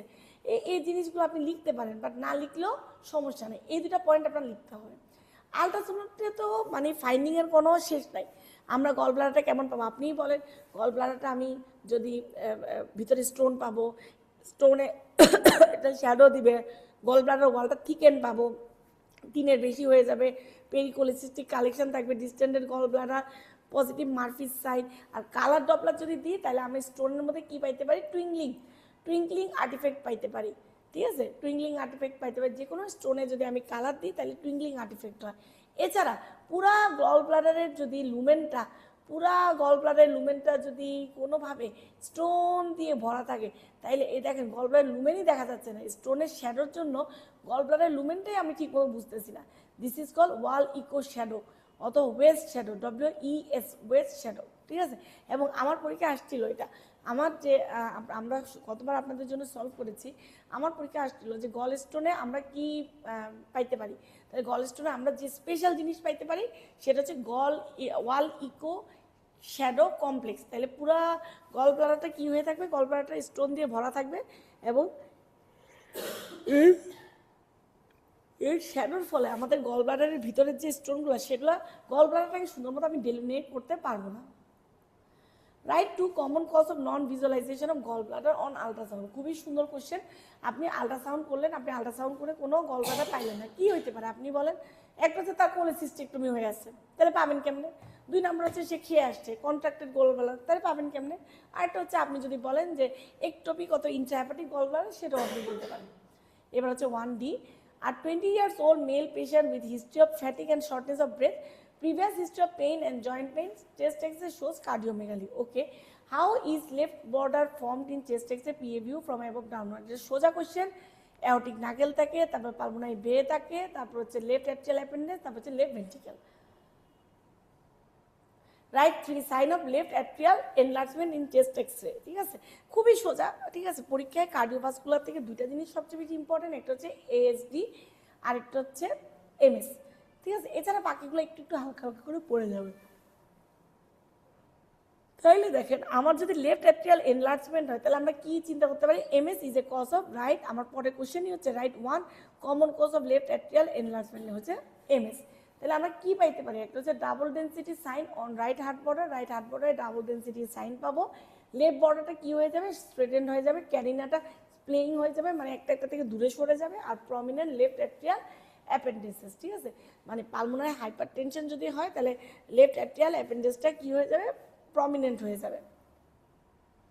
আর 30 ইয়ার্স, এবার হচ্ছে 1E, R 30 years old female came to the radiology department with history of chronic pelvic pain, dysmenorrhea and infertility. Mention the 3 possible causes. তাহলে দেখেন, একটা পেশেন্ট আপনার কাছে আসছে, সেটা হচ্ছে ক্রনিক পেট ব্যথা এবং তার মাসিকের সময় পেট ব্যথা করে, ডিসমেনোরিয়া অ্যান্ড ইনফার্টিলিটি, কি হতে পারে। তো আমি এক্ষেত্রে যেটা বলবো, যেটা আমার এক্সপিরিয়েন্সে আমি যেটা পাই সেটা হচ্ছে যে এইসব পেশেন্টের কি হইতে পারে, এন্ডোমেট্রিওসিস থাকতে পারে, ঠিক আছে। এন্ডোমেট্রিওসিস থাকলে কি হচ্ছে, অনেক ক্রনিক পেলভিক পেইন হয়, ডিসমেনোরিয়া হয়, ইনফার্টিলিটি নিয়ে আসতে পারে। 2 নম্বর হচ্ছে ফাইব্রয়েড থাকতে পারে। 3 নম্বর হচ্ছে পলিসিস্টিক ওভারিয়ান সিনড্রোম থাকতে পারে। এছাড়া আপনারা অ্যাডিনোমায়োসিসও লিখতে পারেন। টিভিএস ফাইন্ডিং অফ PCOS, তাহলে PCOS is a polycystic ovarian সিনড্রোমে আপনি টিভিএসে কি পাবেন, আপনি বলেন কি পান, আপনি বলেন তো, আপনি নিজেরাই বলেন, আপনি চিন্তা করে থাকেন কি পান। আমি পাই হচ্ছে 2টা ওভারি হচ্ছে এনলার্জড হয়ে যায়, যেটা আমরা মেপে দেখি হচ্ছে 10 সেন্টিমিটারের বেশি। মাল্টিপল স্মল পেরিফেরালি অ্যারেঞ্জড ফলিকল পাই, যেটা হচ্ছে 20 অথবা 20-এর বেশি, 2 থেকে 9 মিলিমিটার স্ট্রিং পাল সাইন দেয়, এবং ইনক্রিজ স্ট্রমার ইকোজেনিসিটি, স্ট্রমার ইকোজেনিসিটিটা বেড়ে যায়। তো আমরা যদি এই ছবিটা দেখি, তাহলে প্রথম ছবিতে যদি আমরা দেখি, দেখবো যে দুইটা ওভারিরই, হ্যাঁ, এটা হচ্ছে রাইট ওভারি আর এটা হচ্ছে লেফট ওভারি। 2টা ওভারিরই দেখেন ভলিউম একটু বেশি, যেটা রাইট ওভারি দেন মানে বেশি, কত সেটা লিখে নাই, 10-এর বেশি, ওকে। তারপর বলছে যে 2টা ওভারিতেই মাল্টিপল ফলিকল আছে, এবং ফলিকলগুলো কোথায় সাজানো দেখেন তো, পেরিফেরিতে, গিভিং কি side string on pearl on string appearance. হ্যাঁ, এছাড়া প্রত্যেকটা ফলিকেলে দেখা গেল যে every follicles in the periphery distribution none greater than 9 millimetre. ঠিক আছে, 2 থেকে 9 মিলিমিটারের মধ্যে প্রত্যেকটা ফলিকেলের সাইজ। তাহলে 1 নম্বর হচ্ছে ওভারিজ সাইজ, যেটা হচ্ছে 10 মিলিমিটারের বেশি 10 সিসির বেশি হইতে হবে। 2 নাম্বার হচ্ছে ফলিকেলের নাম্বার, যেটা হচ্ছে 20-এর বেশি হইতে হবে। 3 নাম্বার হচ্ছে ফলিকেলগুলো হইতে হবে 2 থেকে 9-এর বেশি হওয়া যাবে না। The stroma appears echogenic. দেখেন স্ট্রমাটা কেমন হয়ে গেছে, ইকোজেনিক। ঠিক আছে, নাও আলট্রাসোনো আমরা 1 ইয়ার আমরা 1 ইয়ার 1 নাম্বার শেষ, 2 নাম্বার শেষ, 3 নাম্বারে আসছি আমরা। Ultrasono differentiation of haemorrhagic cyst আর এন্ডোমেট্রিওমা। এটা আগে 2 বার আসছিল, এবার 1 বার আসছে, মোট 3 বার আসছে। এবং কোশ্চেনটা এক এক সময় এক এক রকম দেয়। কখনো আলট্রাসোনো ডিফারেন্সিয়েশন দেয়, কখনো ইমেজ রেডিওলজিক্যাল ফাইন্ডিং দেয়, আর কখনো এমআরআই ফাইন্ডিং দেয়। ঠিক আছে, সো মাঝে আমার শেষ দিয়ে সো আপনাদের যখন কোশ্চেনটা আসবে, ঠিক আছে, কোশ্চেনটা যখন আপনাদের আসবে আপনারা চিন্তা করে দেখবেন যে সেটা কি আসলে কি বেস চাইছে। হ্যাঁ, আলট্রাসোনো ডিফারেন্সিয়েশন নাকি এমআরআই ডিফারেন্সিয়েশন নাকি ইমেজ ডিফারেন্সিয়েশন, মানে কোনটা চাইছে। যেমন এবছর আসছে আলট্রাসাউন্ড। ঠিক আছে, তো আলট্রাসাউন্ডের পয়েন্ট 2টা। একটা হচ্ছে, আমি যদি এমনি বলি যে আপনি দেখবেন যে এন্ডোমেট্রিওমাগুলো হচ্ছে, আমি আগে এন্ডোমেট্রিওমা বলতেছি, হ্যাঁ এ সাইডটা বলতেছি। এন্ডোমেট্রিওমাগুলো কিন্তু ক্রনিক কেস, বুঝছেন। আপনি পেশেন্টের দেখবেন যে পেশেন্টের হিস্ট্রি হচ্ছে লং টাইম হিস্ট্রি, এবং পেশেন্টের এন্ডোমেট্রিওমার সাথে কিন্তু সাধারণত অ্যাডিনোমাইসিস থাকে এবং এন্ডোমেট্রিওসিস আপনি পাবেন। এবং ওই যে আমরা একটু আগে সলভ করছিলাম না, যে পেশেন্টের এই যে এখানে কিন্তু আপনি এই ফিচারটা কিন্তু এন্ডোমেট্রিওমাতে আপনি পাবেন। পেশেন্টের হচ্ছে বলবে যে তার বাচ্চা হইতেছে না, মাসিকের সময় প্রচুর পেট ব্যথা করে। ঠিক আছে, সো এন্ডোমেট্রিওসিসের সাথে এন্ডোমেট্রিওমা থাকতে পারে। ঠিক আছে, সাথে হচ্ছে অ্যাডিনোমাইসিসও আপনি পাইতে পারেন। কথা বুঝছেন। আর এন্ডোমেট্রিওমাটা দেখতে কেমন হবে, একটা সিস্টের ভিতরে হচ্ছে লো লেভেল ইকোস, একদম গ্রাউন্ড গ্লাস ইকোস, মানে একদম হোমোজেনাস একটা ইকোস পাবেন। এবং আপনি ফলো আপ যদি করেন পেশেন্টকে, দেখবেন পারসিস্টেন্ট। আপনি পেশেন্টকে যদি বলেন যে আপনি সামনের মাসিকের পরে আবার আসবেন, মাসিক সামনে হবে এরপর আপনি আবার আসবেন, দেখবেন যে আপনি ওই সিস্টিক এরিয়াটা পাচ্ছেন। কিন্তু হেমোরেজিক সিস্ট যেটা, সেটা দেখবেন যে হেমোরেজিক সিস্ট, আচ্ছা এন্ডোমেট্রিওমার কিন্তু আরও নাম আছে, এন্ডোমেট্রিওটিক সিস্ট আর হচ্ছে চকলেট সিস্ট। হেমোরেজিক সিস্ট যেটা, সেটা হচ্ছে যে কোনো একটা সিস্টের মধ্যে সেটা হেমোরেজ হয়েছে এবং সেটা পরবর্তীতে এন্ডোমেট্রিওমাও হয়ে যেতে পারে। কথা বুঝছেন কিনা, তার সেটা এন্ডোমেট্রিওমাও হইতে পারে, পরবর্তীতে এন্ডোমেট্রিওমা হবে ক্রনিক কেসে। তাহলে অ্যাকিউট কেসে হেমোরেজিক সিস্ট যে কোনো জিনিস হইতে পারে। এবং এটাতে আমি যেটা পাবো, এটাতে আমরা পাবো হচ্ছে lacy or reticular echoes fibrin strands fishnet appearance পাবো। এবং ফলো আপ করলে আমরা দেখবো যে হেমোরেজিক সিস্ট 6 থেকে 8 সপ্তাহ পরে ডিসঅ্যাপিয়ার হয়ে গেছে, কিন্তু এন্ডোমেট্রিওমা কিন্তু পারসিস্ট করে। তাহলে এটাই হচ্ছে আমার আলট্রাসোনো ফাইন্ডিং। কিন্তু আপনাদেরকে বলছি একবার আসছিল হচ্ছে ইমেজ ফাইন্ডিং, তাহলে সেক্ষেত্রে আলট্রাসাউন্ড এবং এমআরআই দুইটাই আপনাকে দিতে হবে। এমআরআইতে T1-এ যেটা পাইছিলাম আইসো2 হাইপো ইন্টেন্স পাবেন, আর T2-তে হাইপার ইন্টেন্স পাবেন, সরি এন্ডোমেট্রিওমাতে হাইপার ইন্টেন্স পাবেন। তাইলে আমরা T1, this is T1, this is T2। তাহলে T1 আমরা অ্যাকচুয়ালি যেটা পাচ্ছি, আমরা এখানে আমি এই যে ছবিটা নিয়ে আসছি সেটা মেইনলি এন্ডোমেট্রিওমা। হ্যাঁ, তাহলে এন্ডোমেট্রিওমার ক্ষেত্রে আমরা T1-এ কি পাবো, হাইপার ইন্টেন্স। ওকে, T1-এ হাইপার ইন্টেন্স পেলাম। T2-তে কি পাবো, T2-তে হচ্ছে T2 শেডিং সাইন প্রেজেন্ট, মানে T1-এ যেরকম থাকবে তার থেকে কম থাকবে হচ্ছে T2-তে। শেডিং মানে কি, মানে একটা জিনিস যদি অনেক কালারফুল থাকে সেটা শেড হয়ে হালকা হয়ে যাবে, ঠিক এরকম। আমি যদি T1-এ এন্ডোমেট্রিওমাটাকে দেখি, T1-এ এন্ডোমেট্রিওমটা যা সাদা ছিল T2-তে সেটা একটু কালো হয়ে গেছে, and this is shading sign. তাহলে আমি যদি এন্ডোমেট্রিওমা এমআরআই করি, T1-এ আমি পাবো হাইপার ইন্টেন্স, আর T2-তে আমি পাবো T2 শেডিং সাইন। ঠিক আছে, কিন্তু হেমোরেজিক সিস্ট T1-এ কেমন পাবো, আইসো2 হাইপো ইন্টেন্স, যেহেতু এটা অ্যাকিউট প্লাগ, আর T2-তে হচ্ছে ইউজুয়ালি নো ট্রু শেডিং, এরকম কোনো শেডিংই পাবো না। এছাড়া আমরা T2 ডার্ক স্পট সাইন পাইতে পারি ইন কেস অফ এন্ডোমেট্রিওমা, ঠিক আছে? তাহলে মেইনলি এমআরআইটা এন্ডোমেট্রিওমা ফ্রেন্ডলি আমার যেটা মনে হয়েছে। T2 ডার্ক স্পট কি, আপনারা যদি ছবিটা দেখেন, এই যে এটা হচ্ছে T1, এখানে আমি একটা ফোকাই পাচ্ছি, যদিও এটা এটা আমরা T1-এ দেখবো না, T2-তে দেখবো। T2-তে আমরা যেটা দেখলাম সেটা হচ্ছে যে এই শেডিং হওয়ার পরে এই জায়গায় একটা জায়গায় একটু কালো একটা ফোটা dot, and this is call T2 dark spot sign. এটা কেন হয়?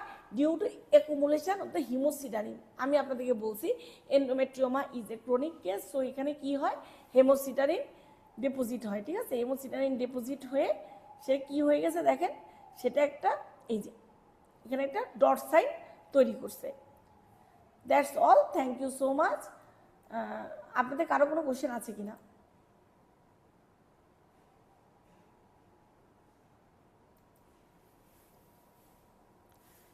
আপু এই যে 9 মিলিমিটারের বেশি হলে কি হবে?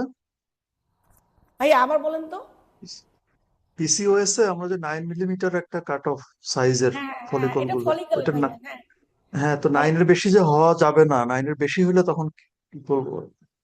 ভাইয়া এটা বেশি হলে তখন মানে কিছু যে হবে সেটা না, এটা 2 থেকে 9 পর্যন্ত বলে। আর যদি আমরা সিস্ট চিন্তা করতাম তাইলে কিন্তু 3-এর উপরে চিন্তা করতাম, বুঝছেন ভাইয়া? হ্যাঁ ফলিকলগুলো হ্যাঁ আমরা মানে 3-এর উপর চিন্তা করতাম যদি আমি এগুলো সিস্ট চিন্তা করতাম, ঠিক না?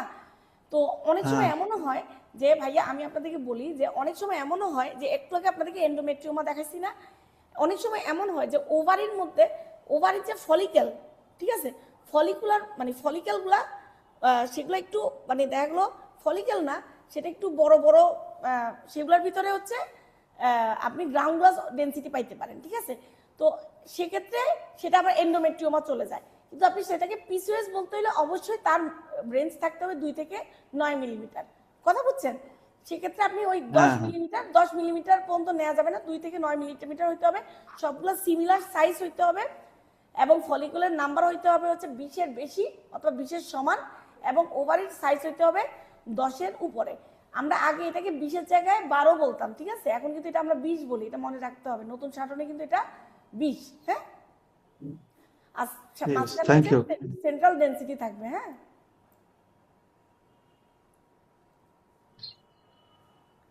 আর কারো কোনো কোশ্চেন? আচ্ছা, এরপর আপনাদের সলভ ক্লাস শুরু হবে 1 থেকে 2 আর সলভ ক্লাস শুরু হবে হচ্ছে 2 আর হচ্ছে 2 আর 4 নাম্বার, ঠিক আছে? সবাই ভালো থাকবেন, আসসালামু আলাইকুম।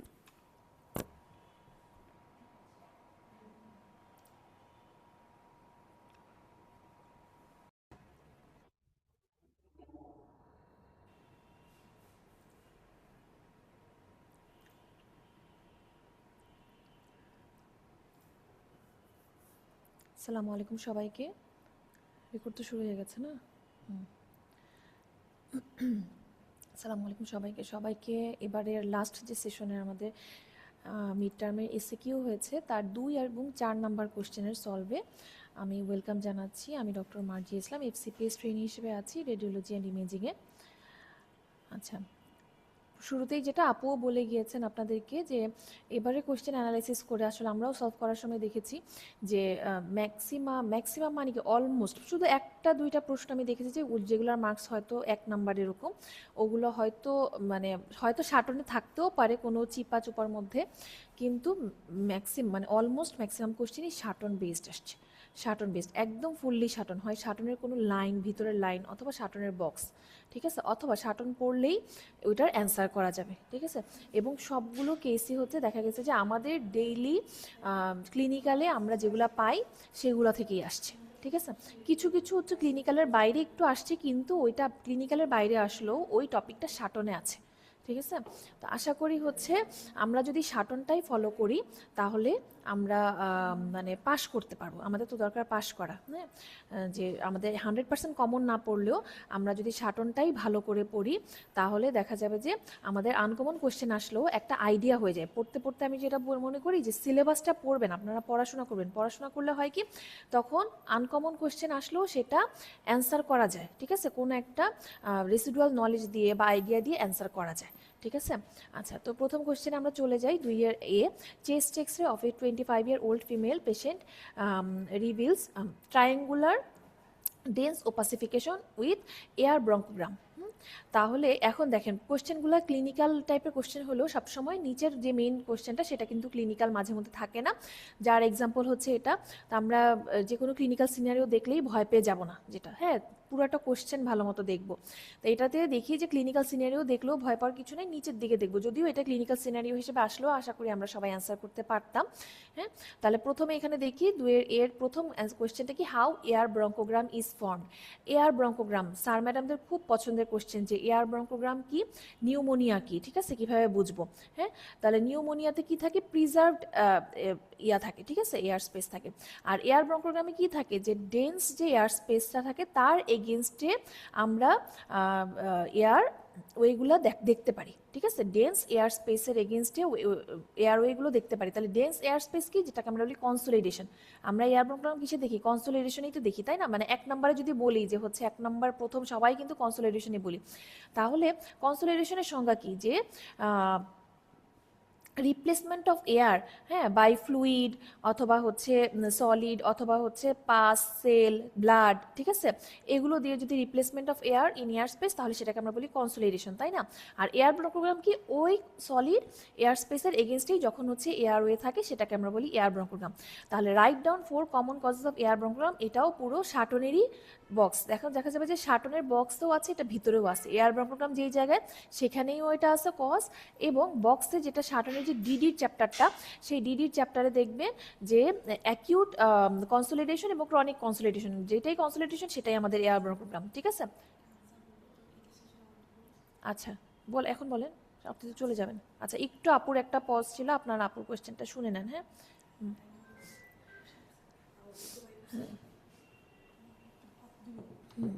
জিকো ভাইয়া, আপনি একটা কোশ্চেন করছিলেন কিন্তু, শুনতেছেন?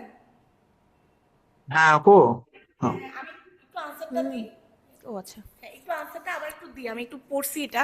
সেটা হচ্ছে যে আমরা যারা ফলিকুলোমেট্রি করি তখন আমরা দেখছি যে 18, হ্যাঁ, যখন 18 হয়ে যায় ফলিকল, হ্যাঁ, তখন সেটাকে আমরা বলি হচ্ছে ডমিনেন্ট ফলিকল। কথা বুঝছেন? আচ্ছা। তো হ্যাঁ তো যখন আমি একটা ফলিকল দেখবো 10, হ্যাঁ, কারণ আমাকে বলছে কি 2 থেকে 9, মানে 9-এর বেশি হওয়া যাবে না। যখন দেখবো 10, সেটা মানে this follicle is capable to grow. কথা বুঝছেন? আচ্ছা। হ্যাঁ, কিন্তু পিসিএস এর ফলিকল তো নট ক্যাপাবল টু গ্রো, ঠিক আছে, তারা হ্যাঁ ইম্যাচিউরলি অ্যারেস্ট হয়ে যায়। দ্যাটস ওয়াই এই ফলিকল গুলো হয় হচ্ছে 2 থেকে 9, বুঝছেন, 2 থেকে আচ্ছা 9 আচ্ছা। মিলিমিটার। হ্যাঁ যখনই 10 মিলিমিটার হয়ে যাবে, তার মানে তার সে গ্রো করবে, সে পিসিএস হইতে পারবে না। কথা বুঝছেন? আচ্ছা আচ্ছা। সে হ্যাঁ হ্যাঁ হ্যাঁ আলটিমেটলি বুঝতে গ্রোয়িং ফলিকল হয়ে যাবে, গ্রোয়িং ফলিকল হয়ে যাবে ডমিনেন্ট ফলিকল। তার মানে সে পিসিএস না, ঠিক আছে। আচ্ছা আচ্ছা হ্যাঁ হ্যাঁ আচ্ছা, বুঝতে পারছি। ঠিক আছে ভাইয়া, জি, থ্যাংক ইউ। আসসালামু আলাইকুম।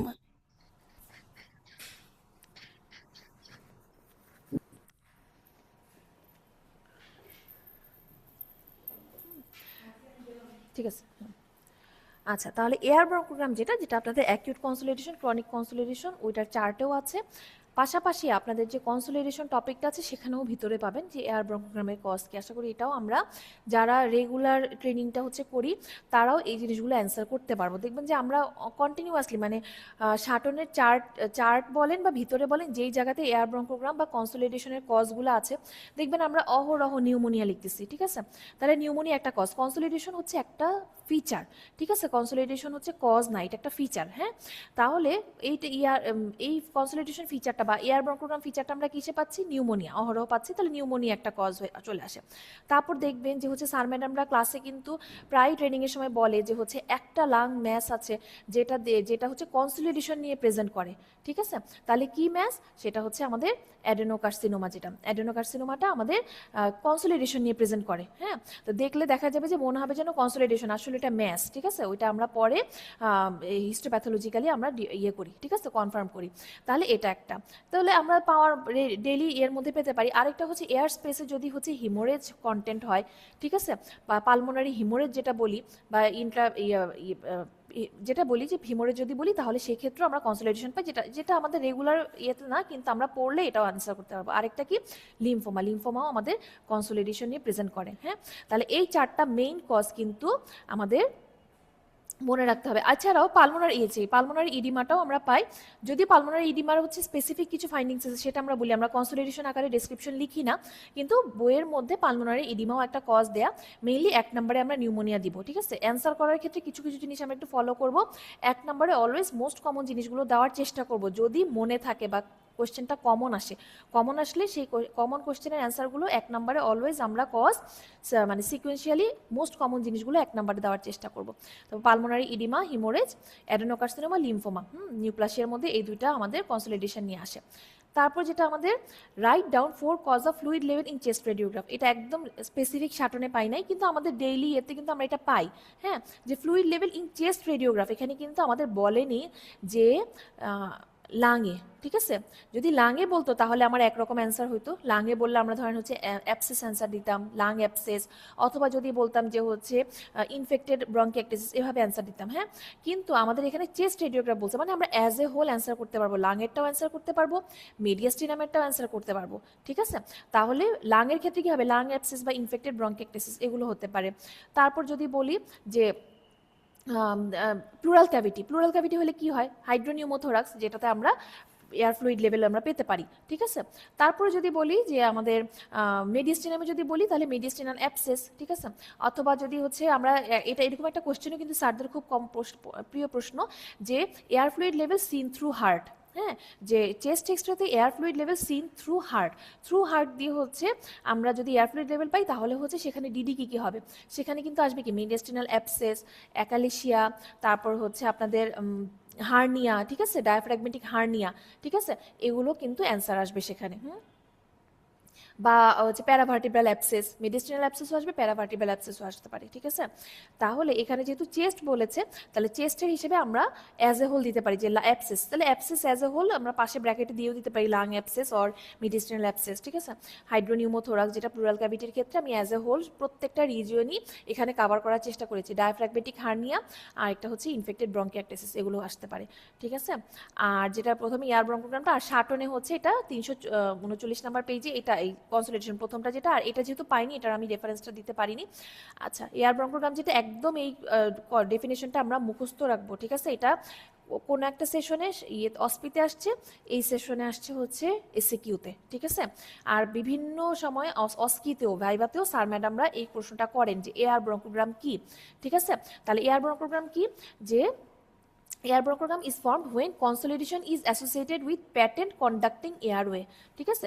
তার মানে কি, কনসলিডেশনের সাথে অ্যাসোসিয়েটেড প্যাটেন্ট কন্ডাক্টিং এয়ারওয়ে, অথবা আমরা এটাও বলতে পারি যে patent airway against consolidated air space, হ্যাঁ, বা ওপেক এয়ার স্পেস, ঠিক আছে, এটাও একই। হ্যাঁ, কথাগুলো একই, তাহলে এটা আসতে পারে। আর নিউমোনিয়াটা কি, যে air space opacification having preserved air space, ঠিক আছে, প্রিজার্ভড এয়ারওয়ে, ঠিক আছে, এটা আমরা বলি প্রিজার্ভড এয়ারওয়ে, ওইটাকে আমরা বলি নিউমোনিয়া, ঠিক আছে।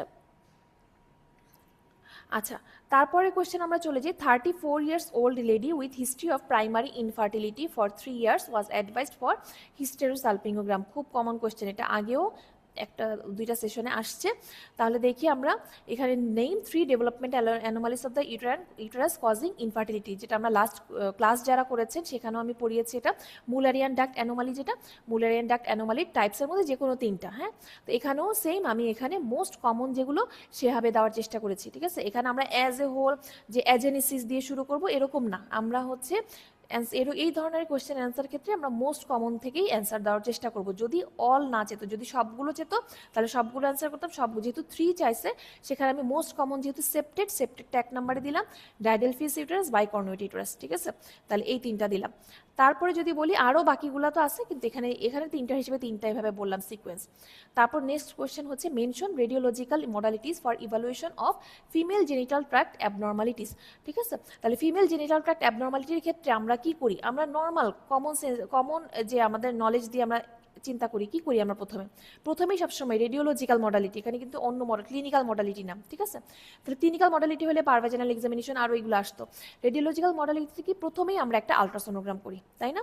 তাহলে প্রথমেই একটা আলট্রাসোনোগ্রাম করি, দেন সেখানে কোনো একটা সাসপেক্টেড প্যাথোলজি হলে নেক্সট আমরা কি করি, যদি ম্যারিড হয়, ঠিক আছে, তাহলে আমরা টিভিএস করি, তাই না? তারপরে আমরা কি করি, নেক্সট মডালিটি যে আমাদের একটা সাসপেক্টেড প্যাথোলজি অনুযায়ী আমরা সেটা পরের স্টেপে আগাই, ঠিক আছে। যদি মনে হয় যে হচ্ছে এটা সিটি স্ক্যান করা দরকার বা আমাদের প্যাথোলজি ডায়াগনোসিস হয়ে গেছে, সাপোজ আমরা ডায়াগনোসিস হয়ে গেছে কার্সিনোমা, আমার এখন সিটি স্ক্যানে কিছু দেখা লাগবে না, জাস্ট সিটি স্ক্যান আমি দেখতে চাই যে মানে মেটাস্টাসিস আছে কিনা, ঠিক আছে, ডিস্টেন্ট কোনো মেটাস্টাসিস আছে কিনা, বা হচ্ছে বাউল ব্লাডারের কোনো ইনভেশন আছে কিনা, সেগুলো দেখতে চাইলে সিটি স্ক্যান। অথবা যদি আমরা আরও স্টেজিং করতে চাই, যে হচ্ছে কনফার্মেটরি করে স্টেজিং করতে চাই, তাহলে আমরা কি করি, যে এমআরআই করতে পারি। তারপর আমরা কি করি, যে হচ্ছে আরও হোল বডি পেট স্ক্যান, এটাও করতে পারি, তখন হচ্ছে হোল বডিতে আমরা কোনো মেটাস্টাসিস আছে কিনা সেটা দেখি, তাই না? তাহলে এভাবে সিকোয়েন্স ওয়াইজ তাহলে কি হবে এগুলো, ঠিক আছে, আলট্রাসোনোগ্রাম, টিভিএস, আর আরেকটা করি যে হিস্টেরোসালপিঙ্গোগ্রাফি আমরা করি, ঠিক আছে। হিস্টেরোসালপিঙ্গোগ্রাফি কি, যদি হচ্ছে আমাদের কোনো ক্যাভিটি অ্যাবনর্মালিটি মনে হয়, তাহলে সেক্ষেত্রে আমরা হিস্টেরোসালপিঙ্গোগ্রাফি করতে পারি, যে ইউট্রাইন ক্যাভিটি অথবা ইউট্রাইন টিউবের কোনো অ্যাবনর্মালিটি যদি আমাদের সাসপেক্ট হয়, হ্যাঁ, তাহলে সেই ক্ষেত্রে নেক্সট কোয়েশ্চেন হচ্ছে আমাদের MRI differentiation of bicornuate, bicollis and uterine didelphys, ঠিক আছে। এখানে কিন্তু অন্য সোনোগ্রাফিক অন্য মডালিটির ফিচার না, এখানে এমআরআই ডিফারেন্স দিতে হবে, ঠিক আছে। তাহলে এমআরআই ডিফারেন্স আমরা কি চিন্তা করি, যে বাইকর্নুয়েট, বাইকলিস এবং ইউট্রাইন ডিডিলফিস, তাই না? তাহলে বাইকর্নুয়েট, বাইকলিস কি, যে বাইকর্নুয়েট ইউটেরাস এবং তার কিন্তু সার্ভিক্স দুইটা, তাই না? তার মানে কি, এখন দেখবো যে ডিডেলফিসে কি থাকে, এখানেও দুইটা হর্ন থাকে, কিন্তু ডিডেলফিসের হর্নটা থাকে ডাইভার্জিং, মানে ওয়াইডলি ডাইভার্জেন্ট থাকে একটু কম্পারিজন টু বাইকর্নুয়েট, ঠিক আছে।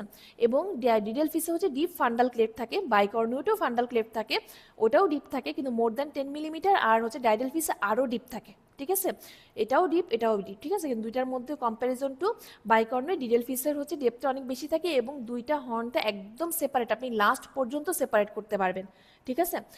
আর ডাইডেলফিসে দেখবেন যে দুইটা সেপারেট সার্ভিস থাকে, বাইকর্নুয়েট, বাইকলিসেও দুইটা সার্ভিস থাকে, বাট বাইকর্নুয়েট, বাইকলিসে দেখবেন যে সাম কমিউনিকেশন থাকবে, এটাই হচ্ছে মেইন ডিফারেন্স। বাইকর্নুয়েট, বাইকলিসের সাথে ইউট্রাইন ডিডেলফিস খুব কনফিউজিং হয়, ঠিক আছে। দুইটার মধ্যে অলমোস্ট একই রকম ফিচার, কিন্তু বাইকর্নুয়েট, বাইকলিস আর ডিডেলফিসের মধ্যে পার্থক্য হচ্ছে সাম কমিউনিকেশন থাকবে বাইকর্নুয়েট, বাইকলিসে, ইউট্রাইন ডিডেলফিসে হচ্ছে একদম কমপ্লিটলি সেপারেট সার্ভিক্স থাকবে, ঠিক আছে। আর এখানে আরেকটা যেটা, ইউট্রাইন হর্নগুলো ডাইডেলফিসে হচ্ছে কম্পারেটিভলি লার্জার হর্ন থাকবে, বাইকর্নুয়েটে হচ্ছে কম্পারেটিভলি স্মল হর্ন থাকবে, হর্নগুলো একটু সাইজে স্মল থাকবে। আর সাথে হচ্ছে অবস্ট্রাক্টেড হেমিভাইজানা, আমরা যেটা হচ্ছে ডাইডেলফিসে হচ্ছে অবস্ট্রাক্টেড হেমিভাইজানা মোর কমন, যেটা আমরা বইতে পেয়েছি মোর দেন 75% কেসে আমরা অবস্ট্রাক্টেড হেমিভাইজানা ডাইডেলফিসে পাই, বাইকর্নুয়েটেও পেতে পারি অবস্ট্রাক্টেড হেমিভাইজানা, বাট সেটা হচ্ছে লেস দ্যান 25%, ঠিক আছে, বা 25% পর্যন্ত কেসে আমরা পেতে পারি। আরও যদি আপনারা অ্যাড করতে চান, এখানে হচ্ছে রেনাল অ্যাজেনেসিস পেতে পারেন, ঠিক আছে। আর এখানে আমরা রেনাল অ্যাজেনেসিস ইউজুয়ালি অ্যাসোসিয়েটেড বা ওভিরার সাথে ডাইডেলফিসটা অ্যাসোসিয়েটেড মোস্ট কমনলি, এটা হচ্ছে আমাদের ওভিরার সিনড্রোমের সাথে অ্যাসোসিয়েটেড না, এটাও বলতে পারি যদি অ্যাড করতে চাই কেউ। নেক্সট কোশ্চেনে চলে যায়, barium swallow study of an adult men showing narrowing with smooth tapering of lower end of esophagus producing bird beak appearance. narrowing smooth tapering মানে আমরা আইডিয়া হয়ে গেছে, তাহলে কি জিনিসটা, অ্যাকালেশিয়া কার্ডিয়া, তাই না? তাহলে কোশ্চেন আমরা পড়ে যাই, তাহলে what is the radiological diagnosis of the case, পেয়ে গেছি diagnosis. What could be the most common clinical feature, একদম সাটনে অ্যাকালেশিয়ার থেকেই এই কোশ্চেনগুলো আসছে। What could be the most common clinical feature, most common এখানে কিন্তু একটা চাইছে, ঠিক আছে, কোশ্চেনগুলো ভালো করে পড়বো। মোস্ট কমন চেয়েছে নাকি what could be the clinical features চাইনি, একটাই চাইছে, তাহলে আমরা একটাই দিব মোস্ট কমন, সেটা কি, তাহলে ডিসফেজিয়া। তাহলে ডিসফেজিয়া টু কি, বোথ সলিড এবং লিকুইড, ইউজুয়ালি হচ্ছে প্রথমে ফার্স্ট লিকুইড দেন হচ্ছে আমাদের সলিড, সেটা হয় অ্যাকালেশিয়াতে, এবং কার্সিনোমাতে হচ্ছে আমাদের সলিডেই হচ্ছে ইউজুয়ালি ডিসফেজিয়া হবে, হ্যাঁ। তারপর what is the aetiology of this condition, তাহলে অ্যাকালেশিয়ার ইটিওলজি কি, আমাদের যে সেগমেন্টটা লোয়ার ইসোফেজিয়াল সেগমেন্টে সেখানে কি হয় যে incomplete relaxation of the lower oesophageal sphincter, ঠিক আছে। ইনকমপ্লিট যখন রিল্যাক্সেশন হয় সেটার জন্য তখন আমাদের অ্যাকালিশিয়া কার্ডিয়াটা ডেভেলপ করে। তাহলে incomplete relaxation of lower oesophageal sphincter, তাও সেটা কিসের ইটিওলজি, সেটা হচ্ছে প্রাইমারি অ্যাকালিশিয়া, যেটা সেটার ইটিওলজি। হ্যাঁ, এখন দুইটা অ্যাকালিশিয়া আছে, একটা হচ্ছে প্রাইমারি অ্যাকালিশিয়া, একটা হচ্ছে সেকেন্ডারি অ্যাকালিশিয়া। প্রাইমারি অ্যাকালিশিয়ার ইটিওলজি হচ্ছে incomplete relaxation of the lower oesophageal sphincter. আর সেকেন্ডারি অ্যাকালিশিয়া কি, ওখানে কোনো স্ফিংটারের অ্যাবনর্মালিটি নাই, ওখানে জাস্ট সারাউন্ডিং কোনো একটা ম্যাস কোনো যদি কম্প্রেস করে, অথবা হচ্ছে লোয়ার ইসোফেজিয়াল সেগমেন্টেই যদি হচ্ছে আমাদের কোনো ম্যাস থাকে, সেই ম্যাসটা যদি হচ্ছে ওখানে ডেভেলপ করে, তখন দেখা গেছে যে স্ফিংটারে তখন ইনকমপ্লিট রিল্যাক্সেশন হতে পারে, মানে সেকেন্ডারি একটা ইফেক্ট আসতে পারে অ্যাকালিশিয়া হিসেবে তখন প্রেজেন্ট করতে পারি, সেটাকে আমরা বলি সেকেন্ডারি অ্যাকালিশিয়া। অথবা এটা আরেকটাও আমরা বলি সিউডো অ্যাকালিশিয়া, যে অ্যাকালিশিয়ার মতো করে প্রেজেন্ট করে বাট অ্যাকচুয়ালি অ্যাকালিশিয়া না। তাহলে এই দুইটা, তাহলে এটা গেল aetiology. Then what could be the complication, আমরা সবসময় দেখি যে হচ্ছে অ্যাকালিশিয়া যখন সারম্যান আমরা সিটি স্ক্যান বা আমরা যদি বেরিয়াম ফাইন ফিল্ম পাই, তখন দেখবেন যে হচ্ছে বলবে যে এটার কমপ্লিকেশন কি, জিজ্ঞেস করবে দেখবেন তো এটার কমপ্লিকেশন কি, অ্যাসপাইরেশন নিউমোনিয়া। যেহেতু হচ্ছে ফুড কমপ্লিটলি পাস করতে পারে না, তখন দেখা গেছে যে হচ্ছে প্রক্সিমাল ডাইলেটেশন থাকে ইসোফেগাসের, তখন দেখা গেছে ওখান থেকে ব্যাকওয়ার্ড অ্যাসপাইরেশন নিউমোনিয়া হতে পারে, ঠিক আছে। এছাড়াও হচ্ছে দেখা গেছে যে ক্রনিক্যালি ফুড হচ্ছে জমতে জমতে ওখানে হচ্ছে মিউকোসাল ইরিটেশন হয়ে হয়ে ওখানেও আমাদের কোনো একটা ম্যালিগনেন্সি ডেভেলপ করতে পারে, ঠিক আছে, অথবা আলসারেশন হতে পারে, ঠিক আছে। এই জিনিসগুলো হচ্ছে আমাদের কমপ্লিকেশন, অথবা কোনো ফাঙ্গাল ইনফেকশনও ডেভেলপ করতে পারে, ঠিক আছে। এগুলো সবই হচ্ছে ফুড কন্টেন্টটা হচ্ছে ক্রনিক্যালি থাকতে থাকতে তখন এগুলোর কমপ্লিকেশন, ঠিক আছে। তাহলে aspiration pneumonia, oesophageal carcinoma, candida. তাহলে এক নম্বর যদি বলি অ্যাসপাইরেশন নিউমোনিয়া, সবসময় একদম মোস্ট কমনলি ইনভেরিয়েবলি সব সামান্য আমরা অ্যাসপাইরেশন নিউমোনিয়া শুনতেই চাই, তাহলে অ্যাসপাইরেশন নিউমোনিয়া এক নম্বর এটা। নেক্সট কোশ্চেন আমাদের, এ married women comes with severe pain in the right iliac fossa. She gives a history of amenorrhea for 6 weeks and a positive home pregnancy test. Initial transabdominal ultrasonogram was negative for pregnancy, ঠিক আছে। একদম আমাদের সেশনেও এই কোশ্চেনটা আসছিল, ঠিক আছে। একটু হয়তো চেঞ্জ আসছিল, যে কাছাকাছি আসছিল, হ্যাঁ এরকমই আসছিল, মানে সিনারিওটা এরকম ছিল, তারপরে কোশ্চেন এরকম ছিল না অত, হ্যাঁ। আচ্ছা, হোয়াট ইজ ইউর ডায়াগনোসিস, তাহলে আমাদের ডায়াগনোসিস কি, একটাই জানতে চেয়েছি, তাহলে ডায়াগনোসিস কি হতে পারে আমাদের, যেহেতু positive pregnancy test but transabdominal ultrasonography entertain pregnancy negative, তাহলে কি হতে পারে এক্ষেত্রে আমাদের কোনো একটুপিক, ঠিক আছে। তাহলে সেটা কি রাপচার একটুপিক হতে পারে, বা শুধু একটুপিক প্রেগনেন্সি আমরা যদি বলি, তাহলে একটুপিক প্রেগনেন্সি। তারপরে কি, what should be the next imaging modality for diagnosis, তার মানে কি আমরা একটা, ও কি করেছে ট্রান্স অ্যাবডোমিনাল আলট্রাসোনোগ্রাম করছে, তাহলে আমরা নেক্সট কি করি, যেটাকে আরও কনফার্ম করার জন্য ট্রান্স ভাইজানাল আলট্রাসোনোগ্রাম টিভিএস করি, ঠিক আছে, টু কনফার্ম দ্য, বা হচ্ছে টু প্রোগ্রেস দ্য ডায়াগনোসিস, ঠিক আছে। তারপর নেক্সট কি, মেনশন দ্য এক্সপেক্টেড আলট্রাসাউন্ড, যেহেতু আমি যে ডায়াগনোসিসটা লিখলাম সেটার ফাইন্ডিংস লিখবো, ঠিক আছে। তাহলে নেক্সট আলট্রাসাউন্ড এক্সপেক্টেড ফাইন্ডিংস কি, একটুপিক প্রেগনেন্সির ক্ষেত্রে কি পাই আমরা, একটা অ্যাডনেক্সাল একটা কমপ্লেক্স ম্যাস, অথবা হচ্ছে স্যাক লাইক একটা ম্যাস পেতে পারি, ঠিক আছে। তাহলে এই অ্যাডনেক্সাল কমপ্লেক্স ম্যাস কখন পাবো, যখন হচ্ছে রাপচার হয়ে যায় তখন সেটা একটা কমপ্লেক্স ম্যাস হিসেবে প্রেজেন্ট করে, আর যখন আনরাপচার থাকে তখন সেক্ষেত্রে কি একটা জেস্টেশনাল স্যাক লাইক একটা স্ট্রাকচার হিসেবে অ্যাডনেক্সাল রিজিয়নে পাবো আউটসাইড ইউটেরাস, ঠিক আছে। এখানে আরেকটা দিবে, আমি এটা দিতে ভুলে গেছি, এখন মনে পড়ছে, যে ইউটেরাইন এন্ডোমেট্রিয়াল ক্যাভিটি এমটি, ঠিক আছে। যেহেতু সে পজিটিভ হোম প্রেগনেন্সি টেস্ট, তাহলে কি সে বাট ইউটেরাইন ক্যাভিটি, যদিও এটা তার ইয়েতেও পাইছে, এখানেও তো আলট্রাসোনোগ্রামে নেগেটিভ, তারপর আমার এক্সপেক্টেড কি প্রথমে কি, যে ইউটেরাইন ক্যাভিটি এমটি, ঠিক আছে। এন্ডোমেট্রিয়াল থিকনেস হচ্ছে ইনক্রিজ, মানে এন্ডোমেট্রিয়াম থিকেন থাকে, ঠিক আছে। যে কোনো প্রেগনেন্সি পজিটিভের ক্ষেত্রে সেটা ইন্ট্রাইউটেরাইন হোক বা এক্সট্রা ইউটেরাইন হোক, তখন এন্ডোমেট্রিয়াল থিকনেস বাড়বে, ঠিক আছে, বা increase endometrial thickness, uterine cavity empty. Then হচ্ছে complex mass in adnexal region, অথবা হচ্ছে gestational sac like mass in adnexal region, ঠিক আছে। সেই ম্যাসের মধ্যে ম্যাস না, যে জেস্টেশনাল স্যাক লাইক স্ট্রাকচার যদি থাকে, যে ইনট্যাক্ট যদি থাকে, আনরাপচার যদি হয়, তাহলে সেক্ষেত্রে আমরা কি ওই স্যাকের মধ্যে ইয়ক স্যাক পেতে পারি, উইথ অর উইদাউট এমব্রায়ো থাকলে with or without cardiac pulsation, ঠিক আছে, এটা।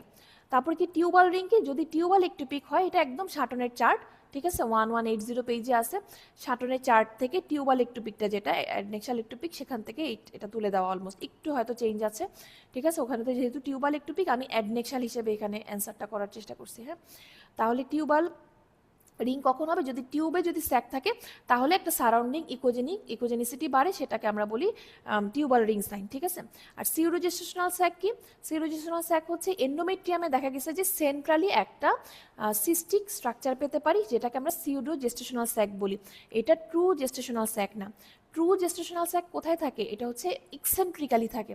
দেখবেন একদম আর্লি প্রেগনেন্সি হলে আমরা ট্রু জেস্টেশনাল স্যাক সবসময়, যদি একদম আর্লি প্রেগনেন্সিতে আমরা শুধু স্যাক পাচ্ছি, ভিতরে কিছু পাচ্ছি না, একদম ছোট স্যাক আর ভিতরে কিছু নাই, হ্যাঁ, এখন এটা আমরা বুঝতে পারতেছি না যে ট্রু কিনা ফলস, ঠিক আছে, মানে সিউডো নাকি ট্রু। তাহলে কি দেখবো আমরা? এন্ডোমেট্রিয়ামের এটা সেন্ট্রালে আছে নাকি ইকসেন্ট্রিক্যালি আছে সেটা দেখবো। যদি সেন্ট্রালে থাকে তাহলে সেটা হচ্ছে সিউডো জেস্টেশনাল স্যাক, আর হচ্ছে যদি এক্সেন্ট্রিক্যালি থাকে তাহলে হচ্ছে ইন্ট্রাডিসিডুয়াল স্যাক বা হচ্ছে ট্রু জেস্টেশনাল স্যাক, ঠিক আছে। ট্রু জেস্টেশনাল স্যাক এক্সেন্ট্রিক্যালি থাকবে। আর সিউডো জেস্টেশনাল স্যাক কোথায় পাই? যখন হচ্ছে আমাদের অ্যাডনেক্সাল একটুপিক হয় বা মানে একটুপিক প্রেগনেন্সি হয়, সেই ক্ষেত্রে হচ্ছে সিউডোজেস্টেশনাল স্যাক আমরা পাই, ঠিক আছে। তাহলে সিউডোজেস্টেশনাল স্যাক পেতে পারি। তারপর রিং অফ ফায়ার সিন কি? যখন কালার ডপলার দিব রিং অফ ফায়ার হবে, সারাউন্ডিং ভাস্কুলারিটি দিবে। আর যদি রাপচার হয় সেই ক্ষেত্রে আমরা ইন্ট্রাপেরিটোনিয়াল ফ্রি হিমোরেজিক বা হচ্ছে একটা হেজি কালেকশন, ঠিক আছে, একদম ক্লিয়ার কালেকশন পাবো না, আমরা একটা হেজি কালেকশন পেতে পারি, ঠিক আছে। এবং ইন্ট্রাপেরিটোনিয়াল কালেকশনটা একটা আরেকটা হচ্ছে যে সবসময় আমাদের স্যার ম্যাডামরা বলে আসছে, দেখতাম যে যখন একটা মানে ইমার্জেন্সি ইয়েতে যে একটা পেশেন্ট আসছে যে ওর একদম সিভিয়ার অ্যাবডোমিনাল পেন, আমি একটা অ্যাডনেক্সাল ম্যাস পাচ্ছি, পেশেন্টও জানে না তার পজিটিভ প্রেগনেন্সি কিনা, ঠিক আছে, অ্যাডনেক্সাল ম্যাস পাচ্ছি, এখন সেক্ষেত্রে আমি তখনই কী করবো? সাথে সাথে পেশেন্টের সিভিয়ার অ্যাবডোমিনাল পেইন, পেশেন্ট জানেও না সে প্রেগনেন্ট ছিল কি না, জানে না, কখনো হোম টেস্ট করেনি, তখন আমরা কি করব? প্রোবটা নিয়ে সাথে সাথে হেপাটোরেনালে দেখব। যদি দেখি হেপাটোরেনালেও কালেকশন, পেলভিকেও কালেকশন, তাহলে সেই ক্ষেত্রে এটা আনলেস আনটিল প্রুভড আদারওয়াইজ এর ক্ষেত্রে সেটা রাপচার্ড একটোপিক, ঠিক আছে, এটা বলা হয়। তাহলে ইন্ট্রাপেরিটোনিয়াল কালেকশনটা তার মানে কি শুধু পেলভিসেই থাকবে না, রাপচার্ড একটোপিকের ক্ষেত্রে কালেকশনটা হেপাটোরেনাল পর্যন্ত থাকে, ঠিক আছে। আচ্ছা, নেক্সট কোয়েশ্চেন চলে যাই। 45-year-old male reported to radiology department for mammographic screening.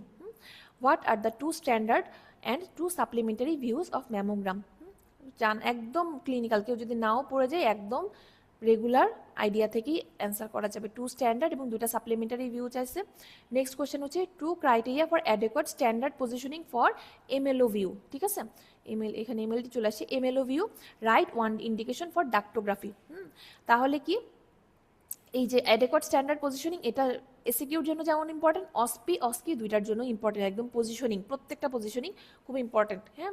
তাহলে এখন স্ট্যান্ডার্ড ভিউ কি কি? ক্রেনিওকর্ডাল, মিডিও ল্যাটারাল, অবলিক ভিউ। এই অবলিক কথাটা অনেকে ভুলে যায়, মিডিও ল্যাটারাল ভিউ না, মিডিও ল্যাটারাল অবলিক ভিউ, ঠিক আছে। ক্রেনিওকর্ডাল ভিউ, মিডিও ল্যাটারাল অবলিক ভিউ, এবং দুইটার এটা হচ্ছে ইয়ের জন্য, ভাইবার জন্য, অস্কির জন্য, যে ক্রেনিওকর্ডালে যখন নিপল বরাবর লাইন টানবো তখন কোনটাকে আউটার বলবো, কোনটা ইনার বলবো, অথবা মিডিও ল্যাটারালে কোনটা আপার কোনটা লোয়ার বলবো, ঠিক আছে। এবং ক্লকওয়াইজ লেশন, কোন একটা লেশন থাকলে সেটার ক্লক কিভাবে হচ্ছে লোকেট করব, এই জিনিসগুলো আমাদের জানা লাগবে কিন্তু, ঠিক আছে, ভাইবার জন্য। আচ্ছা, সাপ্লিমেন্টারি ভিউ কি কি? সাপ্লিমেন্টারি ভিউ অনেকগুলো আছে, দুইটা জানতে চাইছে, আপনারা যে কোনো দুইটা দিয়ে দিবেন, এখানে আমি বইয়ের সবগুলাই দিয়ে দিছি। মিডিও ল্যাটারাল ভিউ, এই যে যেটা বললাম মিডিও ল্যাটারাল, অবলিক ভুলা যাবে না, অবলিক মানে সেটা স্ট্যান্ডার্ড ভিউ। সাপ্লিমেন্টারি ভিউ হচ্ছে শুধু মিডিও ল্যাটারালটা, সেটা হচ্ছে সাপ্লিমেন্টারি ভিউ, ঠিক আছে। আদার ভিউ কি কি আছে? Extended CC view, cleavage view, magnification, spot compression, rolled, axillary, Eklund, ঠিক আছে। একলান্টটা কি? যখন হচ্ছে আমাদের ইয়ে থাকে, ওই যে অগমেন্টেড ব্রেস্ট থাকে, সেটা ক্ষেত্রে হচ্ছে আমরা একলান্ট ভিউটা করি, ঠিক আছে। আচ্ছা, তারপর কি ক্রাইটেরিয়া ফর অ্যাডেকুয়েট পজিশনিং, এখানে হচ্ছে দুইটা মনে হয় চাইছে না, হ্যাঁ দুইটা চাইছে, এখানে হচ্ছে সবগুলা দিয়ে দিচ্ছি। এখান থেকে আপনারা মোস্ট ইম্পর্টেন্ট যে দুইটা ক্রাইটেরিয়া পড়ে মনে হবে সেই দুইটা দেওয়ার চেষ্টা করবে। Nipple should be in profile, এটা একটা মোস্ট ইম্পর্টেন্ট, এবং লাইনটাও ছোট, মনে থাকবে, ঠিক আছে। এবং anterior surface of the pectoralis major, এটা হচ্ছে এমএলওতে anterior surface of the pectoralis major muscle should be visible at least up to the level of the nipple, ঠিক আছে। তাহলে দেখেন এই যে পেক্টোরালিস মেজর আমাদের কিন্তু সিসিতে আসে না, ইউজুয়ালি এমএলওতে আসে। তাহলে এই অ্যান্টেরিয়র সার্ফেসটা কোথায় থাকবে? At least up to the level of the nipple. এখন এই লেভেলটা কিন্তু, এটা হচ্ছে এমএলও, এটা অবলিক ভিউ যেহেতু, তাহলে এটা কিন্তু এই সোজা সোজা টানবো না, এটা নিপল লাইনটা হবে একটু অবলিকই হবে, ঠিক আছে, এই অবলিক টানলে তাহলে হচ্ছে lower margin of the pectoralis major at least at the level of the nipple পর্যন্ত আসতে হবে। ঠিক আছে, তারপর কি inframammary skin fold should be visible, এখানে ইনফ্রামেমারি স্কিন ফোল্ডটা থাকতে হবে। ঠিক আছে, আরও ডেফিনিট আসতে হবে, এখানে যদিও পুরো ডেফিনিট আসে না, আরও বেশি ডেফিনিট আসতে হবে একদম নিচ পর্যন্ত। ঠিক আছে, এখানে মনে হচ্ছে একটু লোয়ার ইয়েটা আসেন। ঠিক আছে, তারপর কি difference between distance between nipple and anterior margin of the pectoralis muscle on CC and MLO view should be less than 1 centimetre. দেখে মনে হচ্ছে খুব কমপ্লিকেটেড একটা লাইন। জিনিসটা কি, জিনিসটা হচ্ছে এখানে যে হচ্ছে পেক্টোরালিস মেজরের মাঝে মধ্যে শ্যাডো আসে। ঠিক আছে, এখানে মাঝে মধ্যে পেক্টোরালিস মেজরের হচ্ছে শ্যাডো আসে, ওইটার যে অ্যান্টিরিয়র মার্জিন এবং এখানে যে অ্যান্টিরিয়র মার্জিন, আমরা এখান থেকে একটা লাইন টানবো। এখানে কি ইয়ে আছে, দাঁড়ান দেখি। হ্যাঁ, এখানে যদি পেক্টোরালিস মেজরের একটু শ্যাডো আসতো, ঠিক আছে, যেহেতু নাই তাহলে আমরা এখানে এই মার্জিন থেকেই টানবো। এখানে থাকলে এইখান থেকে একটা লাইন টানবো, এইটুকুর ডিস্টেন্সটা মাপবো। ঠিক আছে, আর এখান থেকে একটা লাইন টানবো, এটা অ্যান্টিরিয়র মার্জিন থেকে এখানে একটা লাইন টানবো, এই ডিস্টেন্সটা আমরা মাপবো। এই দুইটা ডিস্টেন্সের ডিফারেন্স কখনোই 1 সেন্টিমিটারের বেশি হওয়া যাবে না। হ্যাঁ, এখানে পয়েন্টটা ওইটাই বুঝাইছে। হ্যাঁ, তাহলে এই সিসি এবং এমএলএ ভিউতে পেক্টোরালিস মেজরের অ্যান্টিরিয়র মার্জিন এবং নিপলের যে ডিস্টেন্সটা, এই ডিস্টেন্সটার দুইটার ডিফারেন্স কখনোই 1 সেন্টিমিটারের বেশি হওয়া যাবে না। নট এই ডিস্টেন্স আলাদা আলাদা করে না, এই ডিস্টেন্সটা আলাদা মাপলাম, এটা সিসিতে আলাদা মাপলাম, দুইটার মধ্যে ডিফারেন্স অলওয়েজ 1 সেন্টিমিটারের মধ্যে হতে হবে। ঠিক আছে, বেশি হওয়া যাবে না। আচ্ছা, the breast should be lifted sufficiently and compression applied so that, মানে হোমোজেনাস কম্প্রেশন হতে হবে। ঠিক আছে, একদম ইকুইভোকাল মানে ইকুয়ালি কম্প্রেসড হতে হবে। ঠিক আছে, একদিকে বেশি কম্প্রেশন দিলাম আরেকদিকে কম কম্প্রেশন দিলাম এরকম না। ঠিক আছে, যেন একটা হোমোজেনাস ফিল্ম আসে। হ্যাঁ, তারপর কি there should be no skin fold superimpose, কোনো স্কিন ফোল্ড সুপার ইম্পোজিশন হতে হবে। এগুলো একটা আনইম্পর্টেন্ট, মোস্ট ইম্পর্টেন্ট যদি আমি বলি এখান থেকে মনে হবে যে nipple should be in profile, আর হচ্ছে অ্যান্টেরিয়র সারফেস হবে পেক্টোরালিস মেজর হচ্ছে ইয়া, আর ইনফ্রামেমারি স্কিন ফোল্ড, এই দুইটা তিনটা। ঠিক আছে, আর এটা হচ্ছে একটু বড়, ওইটা হচ্ছে এই জন্য চাইলে আমরা অ্যাভয়েড করতে পারি। ঠিক আছে, যদি এরা সব চায়। হ্যাঁ, পড়বো সবগুলাই। আর হচ্ছে স্যাটিসফ্যাক্টরি পজিশনের জন্য হচ্ছে পেশেন্টকে রিল্যাক্স করতে হবে, যেটা ওইটা। আর ম্যামোর যদি বলি, ম্যামোর হচ্ছে কন্ট্রাইন্ডিকেশন কি, যখন কোনো ব্রেস্ট অ্যাবসেস থাকে, ঠিক আছে, পেইনফুল ব্রেস্ট, ওই ক্ষেত্রে হচ্ছে তখন আমার ম্যামোটা কিন্তু কন্ট্রাইন্ডিকেটেড। হ্যাঁ, আচ্ছা, ডাক্টোগ্রাফির ইন্ডিকেশন কি, ডাক্টাল যে প্যাথোলজিগুলো সেগুলো দেখার জন্য হচ্ছে ডাক্টে কন্ট্রাস্ট দেই, বা ডাক্টে কন্ট্রাস্ট না দিয়ে যদি এমআর ডাক্টোগ্রাফি করি, হ্যাঁ, হয় ডাক্টে কন্ট্রাস্ট দিয়ে যদি ডাক্টোগ্রাফি করি, অথবা হচ্ছে ডাক্টে কন্ট্রাস্ট না দিয়ে যদি এমআর ডাক্টোগ্রাফি করি, মানে ডাক্ট যদি দেখতে চাই, তার মানে কি ডাক্টের লুমিনাল কোনো প্যাথোলজি দেখার জন্য তখন আমরা ডাক্টোগ্রাফি করি, তাই না? তাহলে সেই লুমিনাল প্যাথোলজি কি হতে পারে, একটা হচ্ছে ইন্ট্রাডাক্টাল ম্যাস, সাপোজ ইন্ট্রাডাক্টাল প্যাপিলোমা যদি হয়, ঠিক আছে, সেইটাও আমরা করতে পারি, অথবা ডাক্টাল লেকটাশিয়া, এগুলোর ক্ষেত্রে আমরা ডাক্টোগ্রাফি করতে পারি। আচ্ছা, নেক্সট কোশ্চেন, আমরা 4 নম্বরে চলে যাই। 4 নম্বর কোশ্চেনে কি দেখেন, এতক্ষণ যেগুলো বললাম সবগুলাই কিন্তু টু দ্য পয়েন্টে, একটু কিছু কিছু কোশ্চেনে ডেসক্রিপটিভ মনে হচ্ছে, কিন্তু এটা কিন্তু আমি পুরাটা দিয়েছি। ঠিক আছে, বইয়ে যা যা আছে ওটা দিয়েছি, কিন্তু আপনারা কিন্তু অ্যান্সার করবেন, এখানে দুইটা এখানে দুইটা, মানে সবগুলো কোশ্চেনই আসলে চেষ্টা করবেন শর্টের মধ্যে টু দ্য পয়েন্টে অ্যান্সার করার, হ্যাঁ, যেন আপনারা সময় পাস না হয়ে যায়। A 25-year-old lady came with bilateral exophthalmos and reduced serum TSH level। ঠিক আছে, তাহলে bilateral exophthalmos, exophthalmosের কি কি আছে, একটা হচ্ছে অরবিটাল সিউডোটিউমার, এটা হচ্ছে ইউনিল্যাটারাল ইউজুয়ালি হয়, ইউজুয়ালি। হ্যাঁ, আর বাইল্যাটারাল এক্সোপথ্যালমাসের একটা কমন কজ কি, যখন যেখানে আরও একটা ক্লু বলে দিয়েছে রিডিউসড সিরাম টিএসএইচ লেভেল, তাহলে কি সেটা হচ্ছে গ্রেভস অপথ্যালমোপ্যাথি। একটা এটার একটা মোস্ট কমন কজ হচ্ছে গ্রেভস অপথ্যালমোপ্যাথি। তাহলে which test you will do in your well equipped radiology department and why? তাহলে কি এটাও একদম সাটন থেকে ডিরেক্ট তোলা না, ঠিক আছে, জিনিসটা হচ্ছে একটু নর্মাল ক্লিনিক্যাল নলেজ দিয়ে অ্যান্সার করা। হ্যাঁ, তাহলে এখানে বাইল্যাটারাল এক্সোপথ্যালমাস আছে এবং রিডিউসড সিরাম টিএসএইচ লেভেল, তার মানে কি প্রবলেম হচ্ছে আমার অরবিটে এবং থাইরয়েডে। তাহলে কি আমরা থাইরয়েড এবং অরবিট রিলেটেড টেস্টগুলো করব। তাহলে থাইরয়েড এবং অরবিট রিলেটেড টেস্ট কি, তাহলে থাইরয়েডের জন্য আমরা কি টু সি থাইরয়েড গ্ল্যান্ড স্ট্যাটাসের জন্য আমরা কি করতে পারি, প্রথমেই আমরা থাইরয়েডের প্রথমে কি করি, যে কোনো থাইরয়েড প্যাথোলজি আসলে আলট্রাসোনোগ্রাম অফ থাইরয়েড। হ্যাঁ, নেক্সট আমরা কি করি, যে সিটি স্ক্যান অফ নেক। হ্যাঁ, মানে সিটি স্ক্যান অফ নেকেই তো তখন আমাদের থাইরয়েড গ্ল্যান্ড আসে, তাহলে ultrasonogram of thyroid, then CT scan of neck. আর কি করি আমরা, রেডিও আইসোটোপ স্ক্যান, যেহেতু আমরা এখানে চিন্তা করতেছি এটা গ্রেভস হতে পারে, তাহলে গ্রেভসের একটা হচ্ছে ডায়াগনোসিসের ওয়ে হচ্ছে রেডিও আইসোটোপ স্ক্যান, ঠিক আছে। সিন্টিগ্রাফি দিয়ে গ্রেভসে কি দেখি, ডিফিউজ রেডিও ট্রেসার আপটেক হয় গ্রেভসে, ঠিক আছে। তাহলে গ্রেভসের ডিফিউজ রেডিও ট্রেসার আপটেক হয় হচ্ছে গ্রেভসে, এই জন্য রেডিও আইসোটোপ স্ক্যান হচ্ছে একটা ইমেজিং মডালিটি, ঠিক আছে। আরেকটা কি, নেক্সট হচ্ছে টু সি, যেহেতু অরবিটের প্যাথোলজি তাহলে এক্সোপথ্যালমাস আছে, তাহলে টু সি বনি অরবিট, অকুলার মাসেল, ঠিক আছে, তারপর অপটিক নার্ভ, এগুলো দেখার জন্য আমি কি করবো, city scan of orbit, MRI of orbit, ঠিক আছে।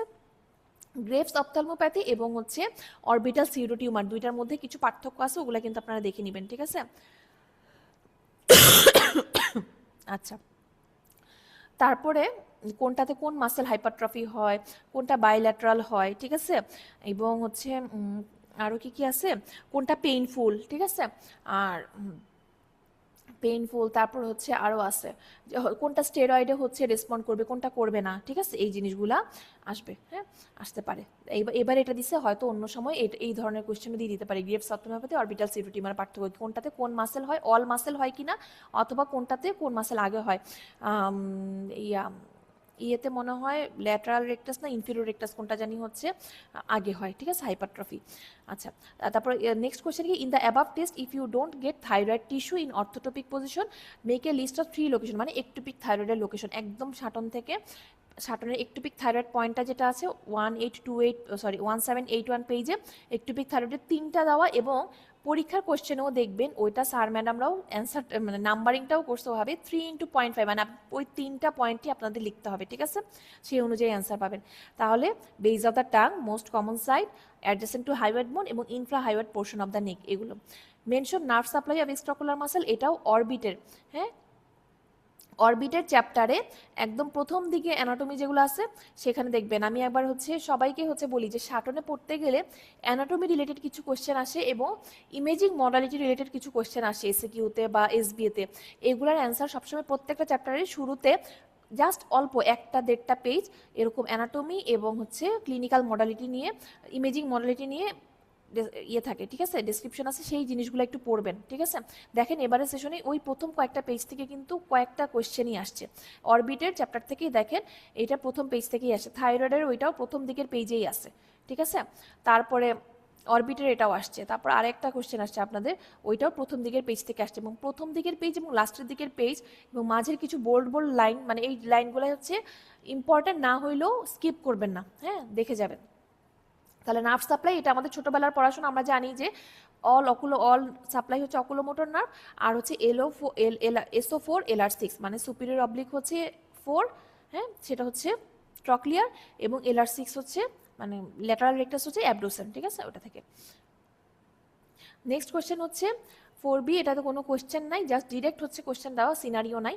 Make list of content of foramen of magnum, এটাও একদম শাটনে বেজ অফ দ্য স্কাল চ্যাপ্টারে দেখবেন, বেজ অফ দ্য স্কালে anterior cranial fossa, middle cranial fossa, posterior cranial fossa, posterior cranial ফসার ওইখানে একটা মানে ওখানে ভিতর প্রত্যেকটা ফসার ভিতরে কন্টেন্ট, ফোরামেনগুলোর কন্টেন্টগুলো দেওয়া আছে বেজ অফ দ্য স্কাল চ্যাপ্টারে, হ্যাঁ, বেজ অফ দ্য স্কাল চ্যাপ্টারেরও এটাও প্রথম দিকের পেজেই পড়ছে, হ্যাঁ।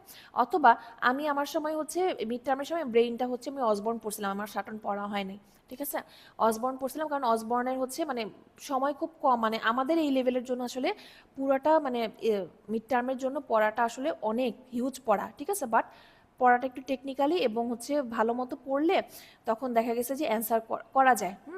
তো অসবর্ন একটু বক্স টাইপ, আমি হচ্ছে অসবর্নের বক্সগুলাই পড়ছিলাম শুধু, ঠিক আছে, আর শাটন আর পড়ি নাই ব্রেন। অসবর্নের বক্সেও দেখবেন ফোরামেন ম্যাগনাম কন্টেন্ট দিয়ে বক্স আছে, ফোরামেনগুলোর কন্টেন্ট দিয়ে একটা বক্স আছে, ঠিক আছে, তাহলে ওই বক্স থেকে পড়লেও অ্যান্সার করতে পারবেন যারা পড়বেন, ঠিক আছে। তাহলে ফোরামেন ম্যাগনামের কন্টেন্ট, দেন হচ্ছে mention the name imaging modality which show CSF flow of aqueduct of Sylvius, ঠিক আছে, তাহলে এখানে হচ্ছে imaging modality of CSF flow, হ্যাঁ, তাহলে আমরা এখানে দেখেছি যে নর্মাল কমন ইয়ে থেকে আমরা বলতে পারি সিস্টার্নোগ্রাফি, সিস্টার্ন বা এটা তখন মাথায় আসে, ঠিক আছে, সিস্টার্নোগ্রাফি, হ্যাঁ, কিন্তু একদম গোল্ড স্ট্যান্ডার্ড যেটা বলে যে CSF ফ্লো দেখার জন্য গোল্ড স্ট্যান্ডার্ড ইমেজিং মডালিটি, যেহেতু একটা ইমেজিং মডালিটি চাইছে, তাহলে এটা হচ্ছে ফেজ MRI।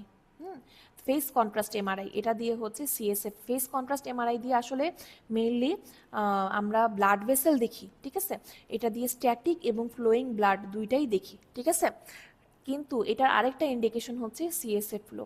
হ্যাঁ, এটা একটু জেনে রাখেন আপনারা। আমরা সিএসএফ ফ্লোটাও ফেস কন্ট্রাস্ট এমআরআই দিয়ে আমরা দেখি, ঠিক আছে। ফেজ এমআরআই এটা দেখি। হ্যাঁ, ওখানে মেইনলি কি হয়, ওখানে রেডিও ফ্রিকোয়েন্সি পালস দেওয়া হয় দুইটা ফেজে, ঠিক আছে, এই জন্য এটার নাম ফেজ। প্রথমে রেডিও ফ্রিকোয়েন্সি পালস দেওয়া হয়, তখন দেখা গেছে যে সব ব্লাড প্রোটনগুলো হচ্ছে একটা দিকে হচ্ছে ডিরেক্টেড হয়। হ্যাঁ, তারপরে সেকেন্ড যে ফেজটা দেওয়া হয়, ওই ফেজে দেখা গেছে যে ব্লাড যেগুলো স্ট্যাটিক ব্লাড সেই অনুযায়ী সেটার একটা অপোজিট সাইডে শিফট হয়, ফেজের শিফট হয়। এবং যেগুলো হচ্ছে ফ্লোয়িং ব্লাড, সেই ফ্লোয়িং ব্লাডটা প্রিভিয়াস লোকেশন থেকে পরের ওই ফ্লোয়ের লোকেশনের ডিস্টেন্সটা, ওই ডিস্টেন্স অনুযায়ী তখন ওদের একটা সিগন্যাল আসে, ঠিক আছে। তাহলে এটা দিয়ে তখন হচ্ছে আমরা স্ট্যাটিক ব্লাডটা তখন কোনো আর সিগন্যাল দেয় না, কারণ কি, যেহেতু স্ট্যাটিক ব্লাড ও আর কোনো সেকেন্ড ফেজে কোনো অপোজিট সাইডের হচ্ছে চলে যায়, তখন হচ্ছে কোনো সিগন্যালটা দুইটা ক্রস হয়ে যায়। প্রথম ফেজ এবং সেকেন্ড ফেজের মধ্যে ক্রস কাটাকাটি হয়ে ক্যান্সেল হয়ে তখন কোনো আর সিগন্যাল আসে না, ঠিক আছে। আর ফ্লোয়িং ব্লাডের ক্ষেত্রে তখন সিগন্যাল আসে যার যার লোকেশন অনুযায়ী, ঠিক আছে। এভাবে ফেজে হচ্ছে আমরা ফ্লোয়িং ব্লাডের ফ্লো এবং ভেলোসিটি দুইটাই দেখি। আর হচ্ছে সিএসএফ ফ্লোও আমরা ফেজ দিয়ে দেখি, ঠিক আছে, এটা। আর আরেকটা বলছে name two pathology of condition where CSF flow of foramen of magnum is obstructed. Foramen তার মানে কি, ফোরামেন অফ ম্যাগনামের প্যাথোলজি। ফোরামেন অফ ম্যাগনাম রিজিয়নে কি কি প্যাথোলজি হতে পারে, তার মানে সব প্যাথোলজি না, ওখানে অনেকগুলো প্যাথোলজি, কিছু কিছু স্পাইনাল কর্ডের প্যাথোলজিও আমরা ফোরামেন অফ ম্যাগনাম, সিরিংস, তারপরে হচ্ছে যদি বলি যে হচ্ছে মাইলাইটিস, ঠিক আছে, মায়োলোপ্যাথি যেগুলা, ঠিক আছে, বা হচ্ছে স্পাইনাল কর্ডের ওখানে কোনো ইন্ট্রাস্পাইনাল প্যাথোলজি, এগুলো যদি বলি এগুলোও হতে পারে। কিন্তু ওগুলো যদি একদম বড় না হয়, অবস্ট্রাক্ট না করে, বা মায়োলোপ্যাথি ওটা তো আর ইয়া করে না, ঠিক আছে, অবস্ট্রাক্ট করে না, তাহলে এই জিনিসগুলো দিয়ে কিন্তু অবস্ট্রাক্ট হবে না ফ্লো। তার মানে আমার ফোরামেন অফ ম্যাগনামের রিজিয়নে বা ফোর্থ ভেন্ট্রিকলের রিজিয়নে এমন প্যাথোলজি দিতে হবে যেগুলো হচ্ছে সিএসএফ ফ্লোটাকে অবস্ট্রাক্ট করবে, ঠিক আছে। তাহলে সিএসএফ ফ্লো অবস্ট্রাক্ট করতে হলে কি, তার আগে আমরা ম্যাস টাইপের কোনো একটা প্যাথোলজি দিতে পারি। তাহলে ওই রিজনটাতে ফোর্থ ভেন্ট্রিকুলার রিজনে কি কি ইয়ে হয় প্যাথোলজি আমাদের, মেডুলোব্লাস্টোমা একদম মোস্ট কমন যেগুলো হয়, মেডুলোব্লাস্টোমা, এপেন্ডাইমোমা, তারপর হেমানজিওব্লাস্টোমা, ঠিক আছে, মানে পোস্টেরিয়র ফসা ম্যাস, তারপর হচ্ছে গ্লায়োমা, মেটাস্ট্যাসিস, ঠিক আছে, এই জিনিসগুলো কিন্তু আমাদের পোস্টেরিয়র ফসা রিজিয়নে হয়। তাহলে এই জিনিসগুলো আমরা প্যাথোলজি দিই। এটাও একদম অসবর্নে foramen of magnum region pathology box আছে, ঠিক আছে, অসবর্নে। আর শাটনেও হচ্ছে পোস্টেরিয়র ফসা ম্যাস এভাবে দেওয়া আছে, ঠিক আছে, ওভাবে করলেও আমরা অ্যান্সার করতে পারবো। তাহলে ফোরামেন অফ ম্যাগনামের কন্টেন্ট কি কি, medulla with meninges, spinal segment of হচ্ছে 11th স্পাইনাল নার্ভ, আর হচ্ছে vertebral artery vein, anterior posterior spinal artery, dural vein, ঠিক আছে, এগুলো হচ্ছে ফোরামেন অফ ম্যাগনামের কন্টেন্ট, ঠিক আছে। এটা হচ্ছে অসবর্নে 1875 আর হচ্ছে 487, আর শাটনে হচ্ছে 1875 নাম্বার পেজে আছে। আর সিএসএফ ফ্লো এর জন্য হচ্ছে ইমেজিং মডালিটি কি, ফেস কন্ট্রাস্ট এমআরআই, এটা যেটা বললাম। আরেকটা হচ্ছে টফ হচ্ছে টফ সিএসএফ ফ্লো না, এই দুইটা ফেস কন্ট্রাস্ট এবং টফ এগুলো হচ্ছে ব্লাডের ইমেজিং, ঠিক আছে, এমআরআই। আর তার মধ্যে হচ্ছে ফেস কন্ট্রাস্ট দিয়ে আমরা সিএসএফ ফ্লোটা দেখি, এটা হচ্ছে gold standard to see CSF flow, ঠিক আছে। আর CSF flow of foramen magnum can be obstructed by, এটা হচ্ছে অসবর্নের বক্স যেটা চার্ট আছে, ওই চার্ট থেকে মোস্ট কমনগুলো আমি দিছি, যেগুলো হচ্ছে ম্যাস, যেগুলো অবস্ট্রাক্ট করতে পারি, medulloblastoma, haemangioblastoma, ependymoma, glioma. Next কোশ্চেনে চলে যায় আমাদের।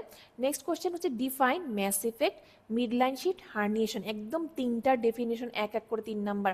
এবং শাটনে এই যে যেটা বললাম শুরুর দিকেই, কিসের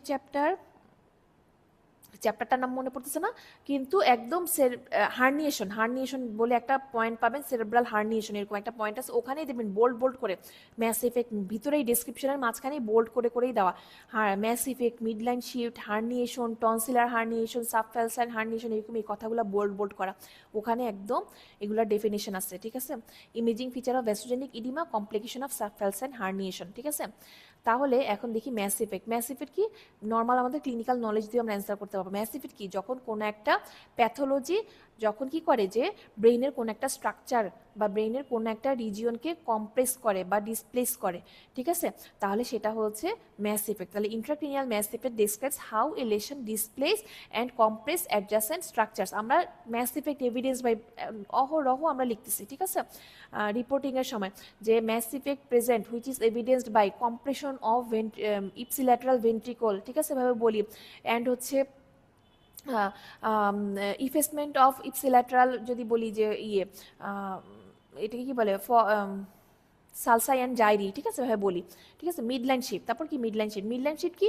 মিডলাইন শিফট আমরা কীভাবে বুঝি? যখন হচ্ছে ব্রেইনের যে সেন্ট্রাল যে ইয়াটা হেমিস্ফিয়ারটা, সেটাকে কি ইন্টার হেমিস্ফিয়ারিক যে ফিশারটা, সেই ফিশারটা বা ইন্টার হেমিস্ফিয়ারিক যে লাইনটা যখন সেটা শিফট করে একদম মিডলে না থাকে, তখন আমরা সেটা মিডলাইন শিফট করি। এবং মিডলাইন শিফট যখন কোনো একটা ইমেজিংয়ে থাকবে, আমরা কিন্তু সেটা মিডলাইন শিফটটা মেজার করে দিতে হয় যে কতটুকু মিডলাইন থেকে শিফট হয়ে গেছে, এটা বলতে হয়, তাই না? তাহলে মিডলাইন শিফটটা কি? Displacement of hemisphere across midline, midline থেকে হেমিস্ফিয়ারটা কতটুকু ডিসপ্লেস হয়েছে সেটা হচ্ছে মিডলাইন শিফট, ঠিক আছে। তখন কি করে? এটা হচ্ছে breaking the symmetry of brain. Herniation কি? হার্নিয়েশনের ডেফিনেশনটা অসবর্ন মানে শাটনের ডেফিনেশনটা আমার ভালো লাগে নাই, এই জন্য হচ্ছে এটা আমি নেট থেকেই দিছি, আপনারা চাইলে শাটনের ইয়াটাও দেখতে পারেন, ঠিক আছে।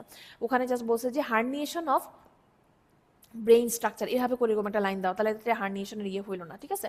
তাহলে হার্নিয়েশনের সুন্দর ডেফিনেশন কি? ইফ প্রেশার মানে ম্যাস ইফেক্টের জন্যই মিড লাইন, মানে এগুলো সিকোয়েন্স ওয়াইজ, যখন কোনো ব্রেইন একটা প্যাথোলজি দিয়ে ম্যাস ইফেক্ট হবে, সেটার ম্যাস ইফেক্টটা যখন প্রমিনেন্ট হবে তখন মিড লাইন শিফট হবে, আরও বেশি যখন প্রমিনেন্ট হবে, ইফেক্টটা বাড়বে, তখন দেখা গেছে যে হার্নিয়েশন, মানে প্রেশার যখন আস্তে আস্তে বাড়বে আরও, তখন কি হবে? ব্রেইনের কিছু কিছু স্ট্রাকচার দেখা গেছে যে ব্রেইনের কিছু স্পেস বা রিজিয়ন দিয়ে হার্নিয়েশন হবে বা পুশড ইয়ে হবে, ঠিক আছে। তাহলে push into the, তাহলে when pressure continues to rise the brain has no space to move, it may start to push into the narrow space where it normally does not belong. that means কি কোনো একটা space দিয়ে ব্রেইনের কোনো একটা material যাচ্ছে but এটা তার নর্মাল লোকেশন না, ঠিক আছে, তাহলে সেটাকে আমরা বলবো ব্রেইন হার্নিয়েশন, ঠিক আছে। তাহলে হার্নিয়েশন অনেক লোকেশন আছে, অসবর্নে দেখবেন একদম একটা ছবি আছে যে হার্নিয়েশনের যে রিজিয়নগুলা, ঠিক আছে, কোন কোন রিজিয়ন দিয়ে হচ্ছে হার্নিয়েশন হতে পারে ব্রেইনে, সাবফ্যাসাইন, টনসিলার, ঠিক আছে, তারপরে হচ্ছে মিড ব্রেইনের ওখানে কিছু হার্নিয়েশন আছে, কিছু একটা নাম আছে কঠিন ওগুলা। তাহলে এটা একটা ছবি যেখানে হচ্ছে একসাথে ম্যাস ইফেক্ট, হ্যাঁ, তারপর হচ্ছে মিড লাইন শিফট এবং হচ্ছে হার্নিয়েশন, তিনটাই দেখানো, ঠিক আছে। এটা এখন হচ্ছে যেটা আল্লাহ এখানে কি সাবফ্যাসাইন, ওটার ইয়াটা কই গেল কমপ্লিকেশনটা, আচ্ছা পরে। আচ্ছা, imaging feature of vasogenic edema, এটা একটা, এটা বড় করে আমি দিয়ে দিছি, কিন্তু পরীক্ষার জন্য এত বড় করে পড়া লাগবে না, একদম শর্টে যেটা বলি, আমাদের ব্রেইনের ইডিমা মেইনলি টু টাইপসের, কেউ কেউ তিনটা টাইপসও বলে, ঠিক আছে। টু টাইপস কি? ভ্যাসোজেনিক ইডিমা, সাইটোটক্সিক ইডিমা, কেউ কেউ বলে ইন্টারস্টিশিয়াল ইডিমা, ঠিক আছে, ইন্টারস্টিশিয়াল ইডিমা, হাইড্রোকেফালোস্টেফালাস, ওগুলাতে, ঠিক আছে। আমরা মেইনলি মনে রাখবো ভ্যাসোজেনিক এবং সাইটোটক্সিক, এই দুইটা ইডিমা মনে রাখবো। এখন দেখি ভ্যাসোজেনিক ইডিমা কোথায় হয়। ভ্যাসোজেনিক ইডিমা মেইনলি কি হয়? ওখানে হচ্ছে ব্লাড, যেহেতু ভ্যাসোজেনিক তার মানে কি ভেসেলের কোনো একটা অ্যাবনর্মালিটি, তাই না? এখানে হচ্ছে ব্লাড ব্রেইন ব্যারিয়ারটা হচ্ছে কি হয়, ডিসরাপশন হয়, ঠিক আছে। তাহলে ব্লাড ব্রেইন ব্যারিয়ার ডিসরাপশনের জন্য ভ্যাসোজেনিক ইডিমা হচ্ছে। এবং সাইটোটক্সিকটা কেন হয়? ওখানে কোনো ব্লাড ব্রেইন ব্যারিয়ারের অ্যাবনর্মালিটি নাই। এখন ভ্যাসোজেনিকে কি হয়? যখন কোনো, এটা ইউজুয়ালি হয় হচ্ছে যে কোনো টিউমারের ক্ষেত্রে, একটাই আমরা মনে রাখবো, টিউমার হচ্ছে ভ্যাসোজেনিক ইডিমা, ঠিক আছে। এখন টিউমারের ভ্যাসোজেনিক ইডিমাতে কি হয়? যেহেতু ব্লাড ব্রেইন ব্যারিয়ার ডিসরাপশন হচ্ছে, তাহলে ব্লাড ভেসেলের যে ফ্লুইডটা সেটা কোথায় যাচ্ছে? ব্লাড ভেসেল থেকে বাইরে যাচ্ছে। সেটা কোন বাইরে? এক্সট্রা সেলুলার স্পেসে যাচ্ছে, ঠিক আছে। তাহলে ব্লাড ব্রেইন ব্যারিয়ার রাপচার হয়ে ব্লাড ভেসেল থেকে ফ্লুইড কোথায় যাচ্ছে? এক্সট্রা সেলুলার স্পেসে যাচ্ছে, ঠিক আছে। তাহলে এক্সট্রা সেলুলার স্পেসে যায়, এবং এটার জন্য দেখা গেছে যে হচ্ছে ওই ফ্লুইডটা হোয়াইট ম্যাটার রিজিয়নে, ইউজুয়ালি আমরা কি জানি, যেহেতু বললাম যে ভ্যাসোজেনিক ইডিমা হচ্ছে আমরা টিউমারে পাবো, তাহলে টিউমার কোথায় হয়? ইউজুয়ালি হোয়াইট ম্যাটারেই ইনভলভ করে, তাই না? তাহলে হোয়াইট ম্যাটার রিজিয়নেই ইউজুয়ালি এই ইডিমাটা থাকে। এই ইডিমাটা কর্টিক্যাল গ্রে ম্যাটারকে ইনভলভ করে না। যেহেতু কর্টিক্যাল গ্রে ম্যাটারকে ইনভলভ করে না, হোয়াইট ম্যাটারে থাকে, তাহলে হোয়াইট ম্যাটারগুলা আমাদের কর্টিক্যাল গ্রে ম্যাটারের যে সালসাই এবং জাইরির মাঝখান দিয়ে তখন কি হবে? হোয়াইট গ্রে ম্যাটারের হচ্ছে সালসাই এবং জাইরির মাঝখান দিয়ে এরকম করে হচ্ছে প্রজেকশন হবে, ঠিক আছে। যেহেতু শুধু হোয়াইট ম্যাটারে, এই যে গ্রে ম্যাটারগুলো স্পেয়ার হবে, গ্রে ম্যাটারে কিছু নাই। তাহলে এটা যদি ইডিমা ধরি, এই ইডিমাগুলো দেখা যাবে যে হচ্ছে এই সালসাই জারির মাঝখান দিয়ে ফিঙ্গার লাইক প্রজেকশন হবে, ঠিক আছে। তাহলে এই ইডিমাটা দেখতে মনে হবে যেন ফিঙ্গার লাইক প্রজেকশন, ঠিক আছে। এবং এটা যেহেতু এক্সট্রা সেলুলার স্পেসে, তাহলে ফ্লুইড মুভমেন্টের রেস্ট্রিকশন হচ্ছে না। আমরা ডিডাব্লিউআইতে মেইনলি রেস্ট্রিক্টেড মুভমেন্ট দেখি, তাহলে এখানে যেহেতু রেস্ট্রিক্টেড মুভমেন্ট হয় না, তাহলে সেক্ষেত্রে এখানে আমরা ডিডাব্লিউআইতে আমরা রেস্ট্রিকশন পাবো না, ঠিক আছে এটা। এবং এটাতে যেহেতু কর্টেক্সই ইনভলভ করে না, যেহেতু হোয়াইট ম্যাটারে শুধু ইনভলভ করে, তাহলে এখানে কি থাকে, গ্রে হোয়াইট ম্যাটার ইন্টারফেসটা ইনট্যাক্ট থাকে, ঠিক আছে। কোনো grey white matter differentiation loss হয় না, গ্রে হোয়াইট ম্যাটার ডিফারেন্সিয়েশনটা ইনট্যাক্ট থাকে, ঠিক আছে। তাহলে এবং ইনট্যাক্ট থেকে এবং এই গ্রে হোয়াইট ম্যাটার ইন্টারফেসটা কি ইনট্যাক্ট থাকে, এবং এই ফ্লুইডের ফিঙ্গার লাইক প্রজেকশনের জন্য এই গ্রে হোয়াইট ম্যাটার ইন্টারফেসটা অনেক বেশি প্রোনাউন্সড হয়, যতটুকু না নর্মালে থাকে এই ভ্যাসোজেনিক ইডিমার জন্য অনেক বেশি প্রোনাউন্সড হয়, ঠিক আছে। তাহলে এখানে আমরা মেইন মনে রাখবো ভ্যাসোজেনিক ইডিমা হয় টিউমারে, একটা জিনিস দিয়ে মনে রাখবো টিউমারে। এবং যেহেতু নাম ভ্যাসোজেনিক, এই নাম ভ্যাসোজেনিক থেকে মানে কি ব্লাড ব্রেন ব্যারিয়ারটা ডিসরাপশন হয়, ডিসরাপশন হয়ে ফ্লুইড অ্যাকুমুলেট হয় এক্সট্রা সেলুলার স্পেসে, এবং এটা ইনভলভ করে হোয়াইট ম্যাটারে। হোয়াইট ম্যাটার ইনভলভ করার জন্য এই ইডিমাটার এক্সটেনশন হয় ফিঙ্গার লাইক এক্সটেনশন, ঠিক আছে। গ্রে হোয়াইট ম্যাটার ইন্টারফেসটা লস হয় না, ইনট্যাক্ট থাকে এবং প্রোনাউন্স থাকে, ঠিক আছে। এবং এটা যেহেতু হচ্ছে কোনো রেস্ট্রিক্টেড ডিফিউশন হয় না ফ্লুইডের, যেহেতু এক্সট্রা সেলুলার স্পেসে ফ্লুইড থাকে, তাহলে এখানে ডিডাব্লিউআইতে কোনো রেস্ট্রিক্টেড ডিফিউশন হবে না, ঠিক আছে। এটা হচ্ছে ভ্যাসোজেনিক। আর হচ্ছে যেটা সাইটোটক্সিক, সেখানে কি হয়, উল্টা জিনিসগুলো হবে, ঠিক আছে। কি হবে, সাইটোটক্সিক এখানে কোনো ভেসেলের জিনিস না, তার মানে কি ব্লাড ব্রেন ব্যারিয়ারটা ইনট্যাক্ট থাকবে, ঠিক আছে। তাহলে ব্লাড ব্রেন ব্যারিয়ার ইনট্যাক্ট, তাহলে ফ্লুইড কোথায় হচ্ছে, যে ইডিমা হচ্ছে, তাহলে এটা হচ্ছে ইন্ট্রাসেলুলার ইডিমা, সেলের ভিতরে ফ্লুইড জমতেছে, সেলুলার ইডিমা হচ্ছে, ঠিক আছে। তাহলে এক্সট্রা সেলুলার স্পেসটা ভালো থাকে, ব্লাড ভেসেলও ভালো থাকে। তাহলে এটা কোথায় হচ্ছে, ইন্ট্রাসেলুলার স্পেসে হচ্ছে আমাদের ফ্লুইড অ্যাকুমুলেট হচ্ছে। তাহলে ইন্ট্রাসেলুলার স্পেসে যখন ফ্লুইড অ্যাকুমুলেট হচ্ছে, তাহলে রেস্ট্রিক্টেড মুভমেন্ট হবে, তাহলে সেক্ষেত্রে আমরা ডিডাব্লিউআইতে রেস্ট্রিক্টেড ডিফিউশন পাবো। এবং ইন্ট্রাসেলুলার স্পেসে হওয়ার জন্য এটা হচ্ছে এফেক্ট করে হচ্ছে হোয়াইট ম্যাটার এবং গ্রে ম্যাটার, দুই রিজিয়নেই এফেক্ট করে। এই জন্য দেখা গেছে যে গ্রে হোয়াইট ম্যাটার ডিফারেন্সিয়েশন আমরা লস্ট পাবো ইউজুয়ালি, ঠিক আছে। তাহলে এই জিনিসগুলো তাহলে আমাদের হলো, তাহলে কি কি, সাইটোটক্সিক ইডিমাতে কি হয়, ব্লাড ব্রেন ব্যারিয়ার ইনট্যাক্ট থাকে, ফ্লুইডটা ইন্ট্রাসেলুলার ফ্লুইড থাকে, ডিডাব্লিউআইতে এই জন্য দেখবেন যে হচ্ছে রেস্ট্রিক্টেড ডিফিউশন পাবো, ঠিক আছে। আর গ্রে হোয়াইট ম্যাটার ইন্টারফেসটা লস হয়, কারণ ইউজুয়ালি ইনভলভ করে গ্রে ম্যাটার হোয়াইট ম্যাটার দুইটাকেই মানে ইনভলভ করে, ঠিক আছে। কর্টেক্স এবং মিডল, গ্রে ম্যাটার এবং হোয়াইট ম্যাটার দুইটাকে ইনভলভ করে। এই জন্য আমরা grey white matter differentiation loss পাবো, এবং এটা আমরা কোথায় পাই, স্ট্রোকে, ঠিক আছে, ইনফ্রাকশনে আমরা পাই।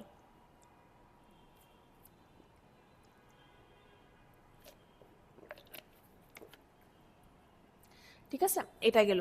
তারপর আমরা কি, কমপ্লিকেশন অফ সাবফ্যালসাইন হার্নিয়েশন, ঠিক আছে।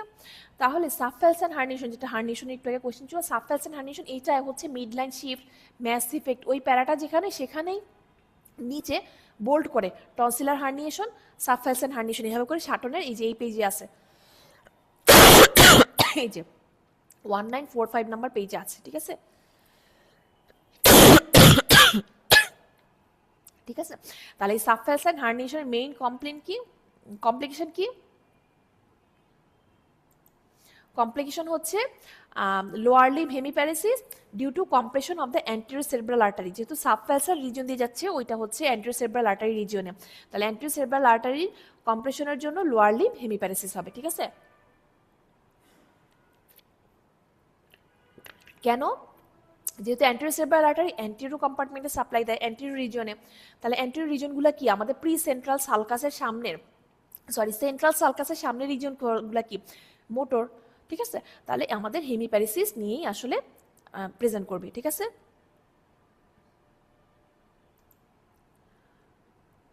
আচ্ছা,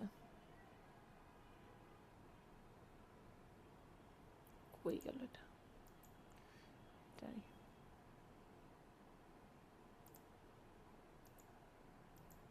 আচ্ছা আচ্ছা, নেক্সট কোশ্চেনে চলে যাই। রাইট 4 কজেস, এটাও কোনো সিনারিও নাই, দেখেন এটা একটু ইয়ে থেকে ডিফারেন্ট কোশ্চেন আসছে, কিন্তু এটাও সেম আপনাদের যে ব্রেইনের, ব্রেইন না, বোনস স্কেলেটাল সিস্টেম চ্যাপ্টারের ওখানে দেখবেন যে মেটাবলিক বোন ডিজিজ, ওখানে চ্যাপ্টারের শুরুর দিকের পেজে এই কোশ্চেনগুলোর অ্যান্সার দেওয়া, ঠিক আছে। এবং এখানের একটা কোশ্চেনের অ্যান্সার একদম ওই চ্যাপ্টারের লাস্টের পেজে আছে, আর তিনটা কোশ্চেনের অ্যান্সার এই চ্যাপ্টারের শুরুর পেজে আছে, ঠিক আছে। এই জন্য শুরুর পেজের লাস্টের পেজের কিছু কিছু বোল্ড করা জিনিস, বক্স করা জিনিস, এগুলো আমরা অ্যাভয়েড করব না। শুরুর দিকের পেজের অ্যানাটমি, ইমেজিং, মডালিটি অ্যাভয়েড করব না, ঠিক আছে। তাহলে মেটাবলিক বোন ডিজিজের ক্ষেত্রে এই দেখেন, রাইট 4 কজ অফ অস্টিওপেনিয়া, ঠিক আছে, write 4 cause of osteopenia, write 4 cause of osteopenia. তাহলে অস্টিওপেনিয়ার 4টা কজ চাইছে, এই 4টা কজ রয়েছে 0.25 দিয়ে, এটা হচ্ছে একদম ওই চ্যাপ্টারের লাস্ট পেজে দেখবেন কজ অফ অস্টিওপেনিয়া আছে একটা বক্স, আর হচ্ছে কজ অফ অস্টিওস্ক্লেরোসিস একটা বক্স আছে, ঠিক আছে। এবার অস্টিওপেনিয়া দিছে, কোনো একটা সেশনে দেখা যায় অস্টিওস্ক্লেরোসিস কোশ্চেন দিয়ে দিতে পারে, নাহলে ওই চ্যাপ্টার থেকে এই কোশ্চেন একদম সুন্দর করে বক্সে কজগুলো দেওয়া আছে, ঠিক আছে। এবং ইভেন কোনটাতে হচ্ছে ডেন্সিটি কমবে বাড়বে, বোন ম্যাস ডেন্সিটি কমবে বাড়বে, কোনটাতে মিনারেলাইজেশন কমবে বাড়বে, এইগুলা দিয়ে অ্যান্সার দেওয়া আছে, ঠিক আছে, বক্সে। তারপর কি what are typical location of bone mass density measurement, এটা হচ্ছে ওই চ্যাপ্টারের ফার্স্ট পেজে আছে, ঠিক আছে। হোয়াট ইজ টি স্কোর, এবং according to WHO criteria T score নর্মালে কেমন থাকবে, অস্টিওপেনিয়া, অস্টিওপোরোসিস, সিভিয়ার অস্টিওপোরোসিসে কেমন থাকবে, ঠিক আছে। এখন কজেস অফ অস্টিওপেনিয়া 4টা কি কি, osteoporosis, osteomalacia, ricket, hyper parathyroidism, neoplasm, ঠিক আছে, এগুলোতে অস্টিওপেনিয়া হতে পারে, ঠিক আছে। নেক্সট কি typical location of bone mass density measurement, ঠিক আছে। বোন ম্যাস ডেন্সিটিটা কি করি আমরা, বোন ম্যাস ডেন্সিটি দিয়ে আসলে ইউজুয়ালি অস্টিওপোরোসিস আছে কিনা পেশেন্টের, ঠিক আছে, অস্টিওপোরোসিসের যে হচ্ছে মানে প্রগনোসিস, ঠিক আছে, ওটা কেমন সেটা দেখি, এবং কোনো একটা পেশেন্ট সাসেপ্টিবল টু ফ্র্যাকচার কিনা ওইটা বোঝার জন্য আমরা বোন ম্যাস ডেন্সিটিটা করি। এটার ইন্ডিকেশন কি, ওইটা হিসেবে আসলেও এভাবে আসতে পারে, এই জন্য বোন ম্যাস ডেন্সিটিটা ভালো করে দেখবেন যে এটা কেন করি, ঠিক আছে। তারপরে কি এটা কোন জায়গায় করি, যেটা এখানে কোশ্চেন আসছে, টিপিক্যালি লোকেশন হচ্ছে লাম্বার স্পাইন এবং প্রক্সিমাল ফিমার, এই দুইটা লোকেশনে হচ্ছে করি, ঠিক আছে। কেন করি এটাও চাইছে, ওয়াই কেন করি, কারণ হচ্ছে এই দুইটাই হচ্ছে most common site of osteoporotic fracture. যেহেতু বললাম যে বোন ম্যাস ডেন্সিটি আসলে আমরা দেখি যে পেশেন্টের অস্টিওপোরোসিসের যে হচ্ছে প্রগনোসিস এবং তার হচ্ছে সাসেপ্টিবল টু ফ্র্যাকচার কিনা সেটা দেখার জন্য, তাহলে অস্টিওপোরোটিক ফ্র্যাকচার যেগুলো সেগুলোই আসলে হচ্ছে আমরা সাসেপ্টিবিলিটি দেখার জন্যই দেখব। তাহলে এই দুইটা লোকেশন হচ্ছে অস্টিওপোরোটিক ফ্র্যাকচারের জন্য মোস্ট কমন সাইট, এই জন্য এই দুইটা লোকেশন আমরা বোন ম্যাস ডেন্সিটি মোস্ট কমনলি করব, লাম্বার স্পাইন এবং প্রক্সিমাল ফিমার, ঠিক আছে। ওখানেই পড়ার সময় দেখবেন কিছু এক্সট্রা কিছু কথা আছে যে বাচ্চাদের কেন কখন করি, এবং কখন এই দুইটা লোকেশনে করব না অন্য লোকেশনে করব, ঠিক আছে, কখন অন্যভাবে করব, ঠিক আছে, এই জিনিসগুলো কিছু কিছু আছে।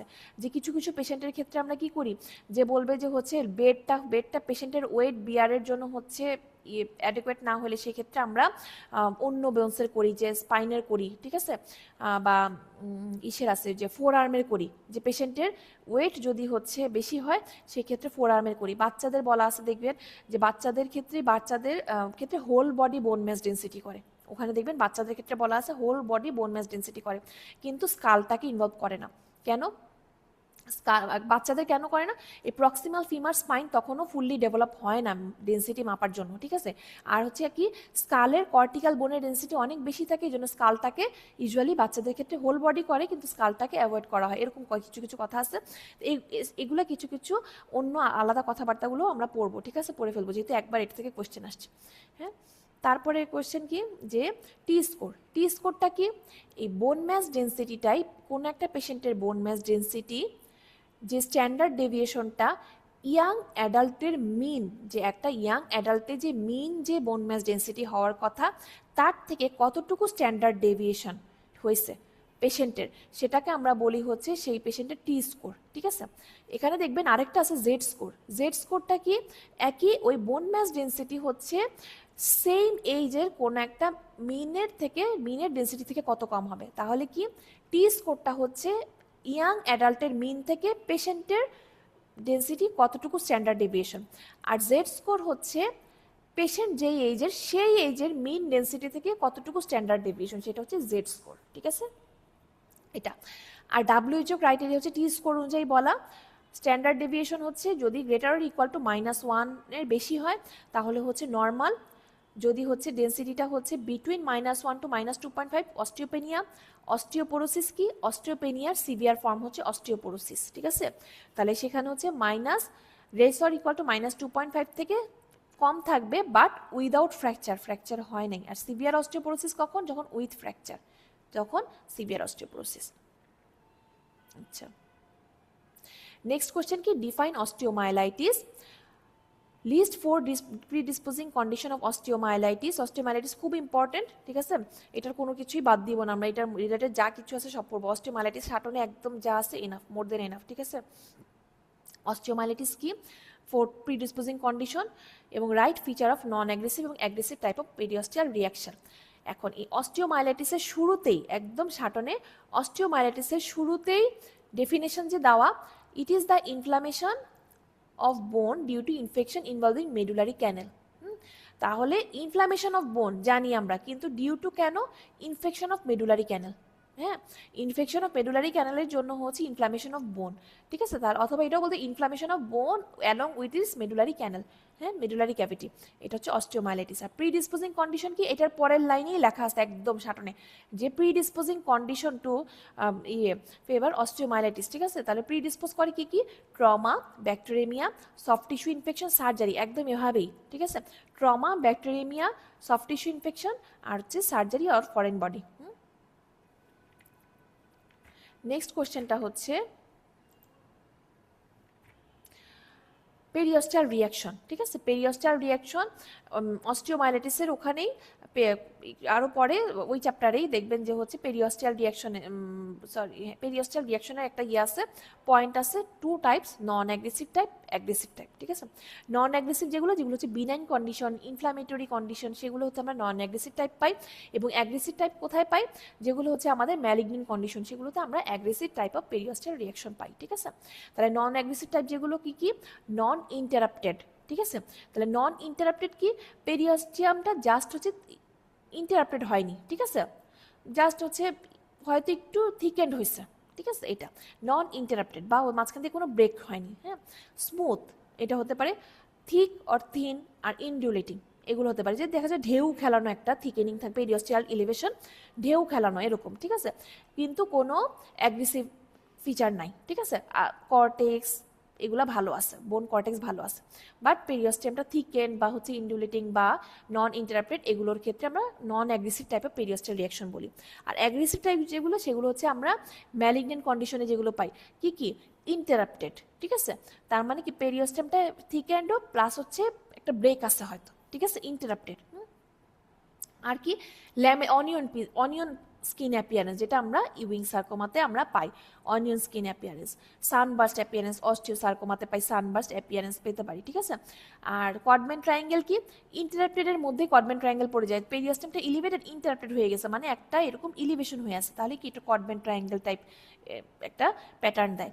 আর কি? স্পিকুলেটেড, যে পেরিওস্টেম এলিভেটেড প্লাস হচ্ছে এটার মার্জিনটা দেখা যাবে যে হচ্ছে খাঁচকাটা স্পিকুলেটেড প্যাটার্ন, ঠিক আছে?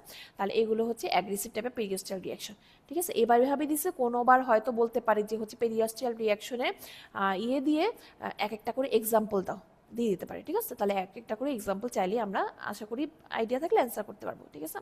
তাহলে এটা হচ্ছে গেল এই কোশ্চেনের অ্যান্সার। আচ্ছা, এই ছিল হচ্ছে আমাদের 2 এবং 4 নাম্বার কোশ্চেনের এসএকিউ। কারো কোনো কোশ্চেন থাকলে বলতে পারেন, নাহলে আমি হচ্ছে আমাদের নেক্সট সলভ ক্লাসে শিফট করব।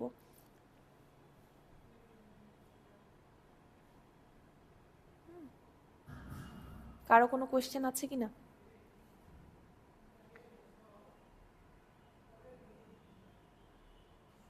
আচ্ছা, আশা করি কারো কোনো কোশ্চেন নাই। তাহলে আমি হচ্ছে সেশনটা শেষ করে দেই। সবাইকে অনেক অনেক থ্যাংক ইউ এতক্ষণ ধরে হচ্ছে ধৈর্য সহকারে থাকার জন্য। আচ্ছা, ঠিক আছে। আসসালামু আলাইকুম সবাইকে।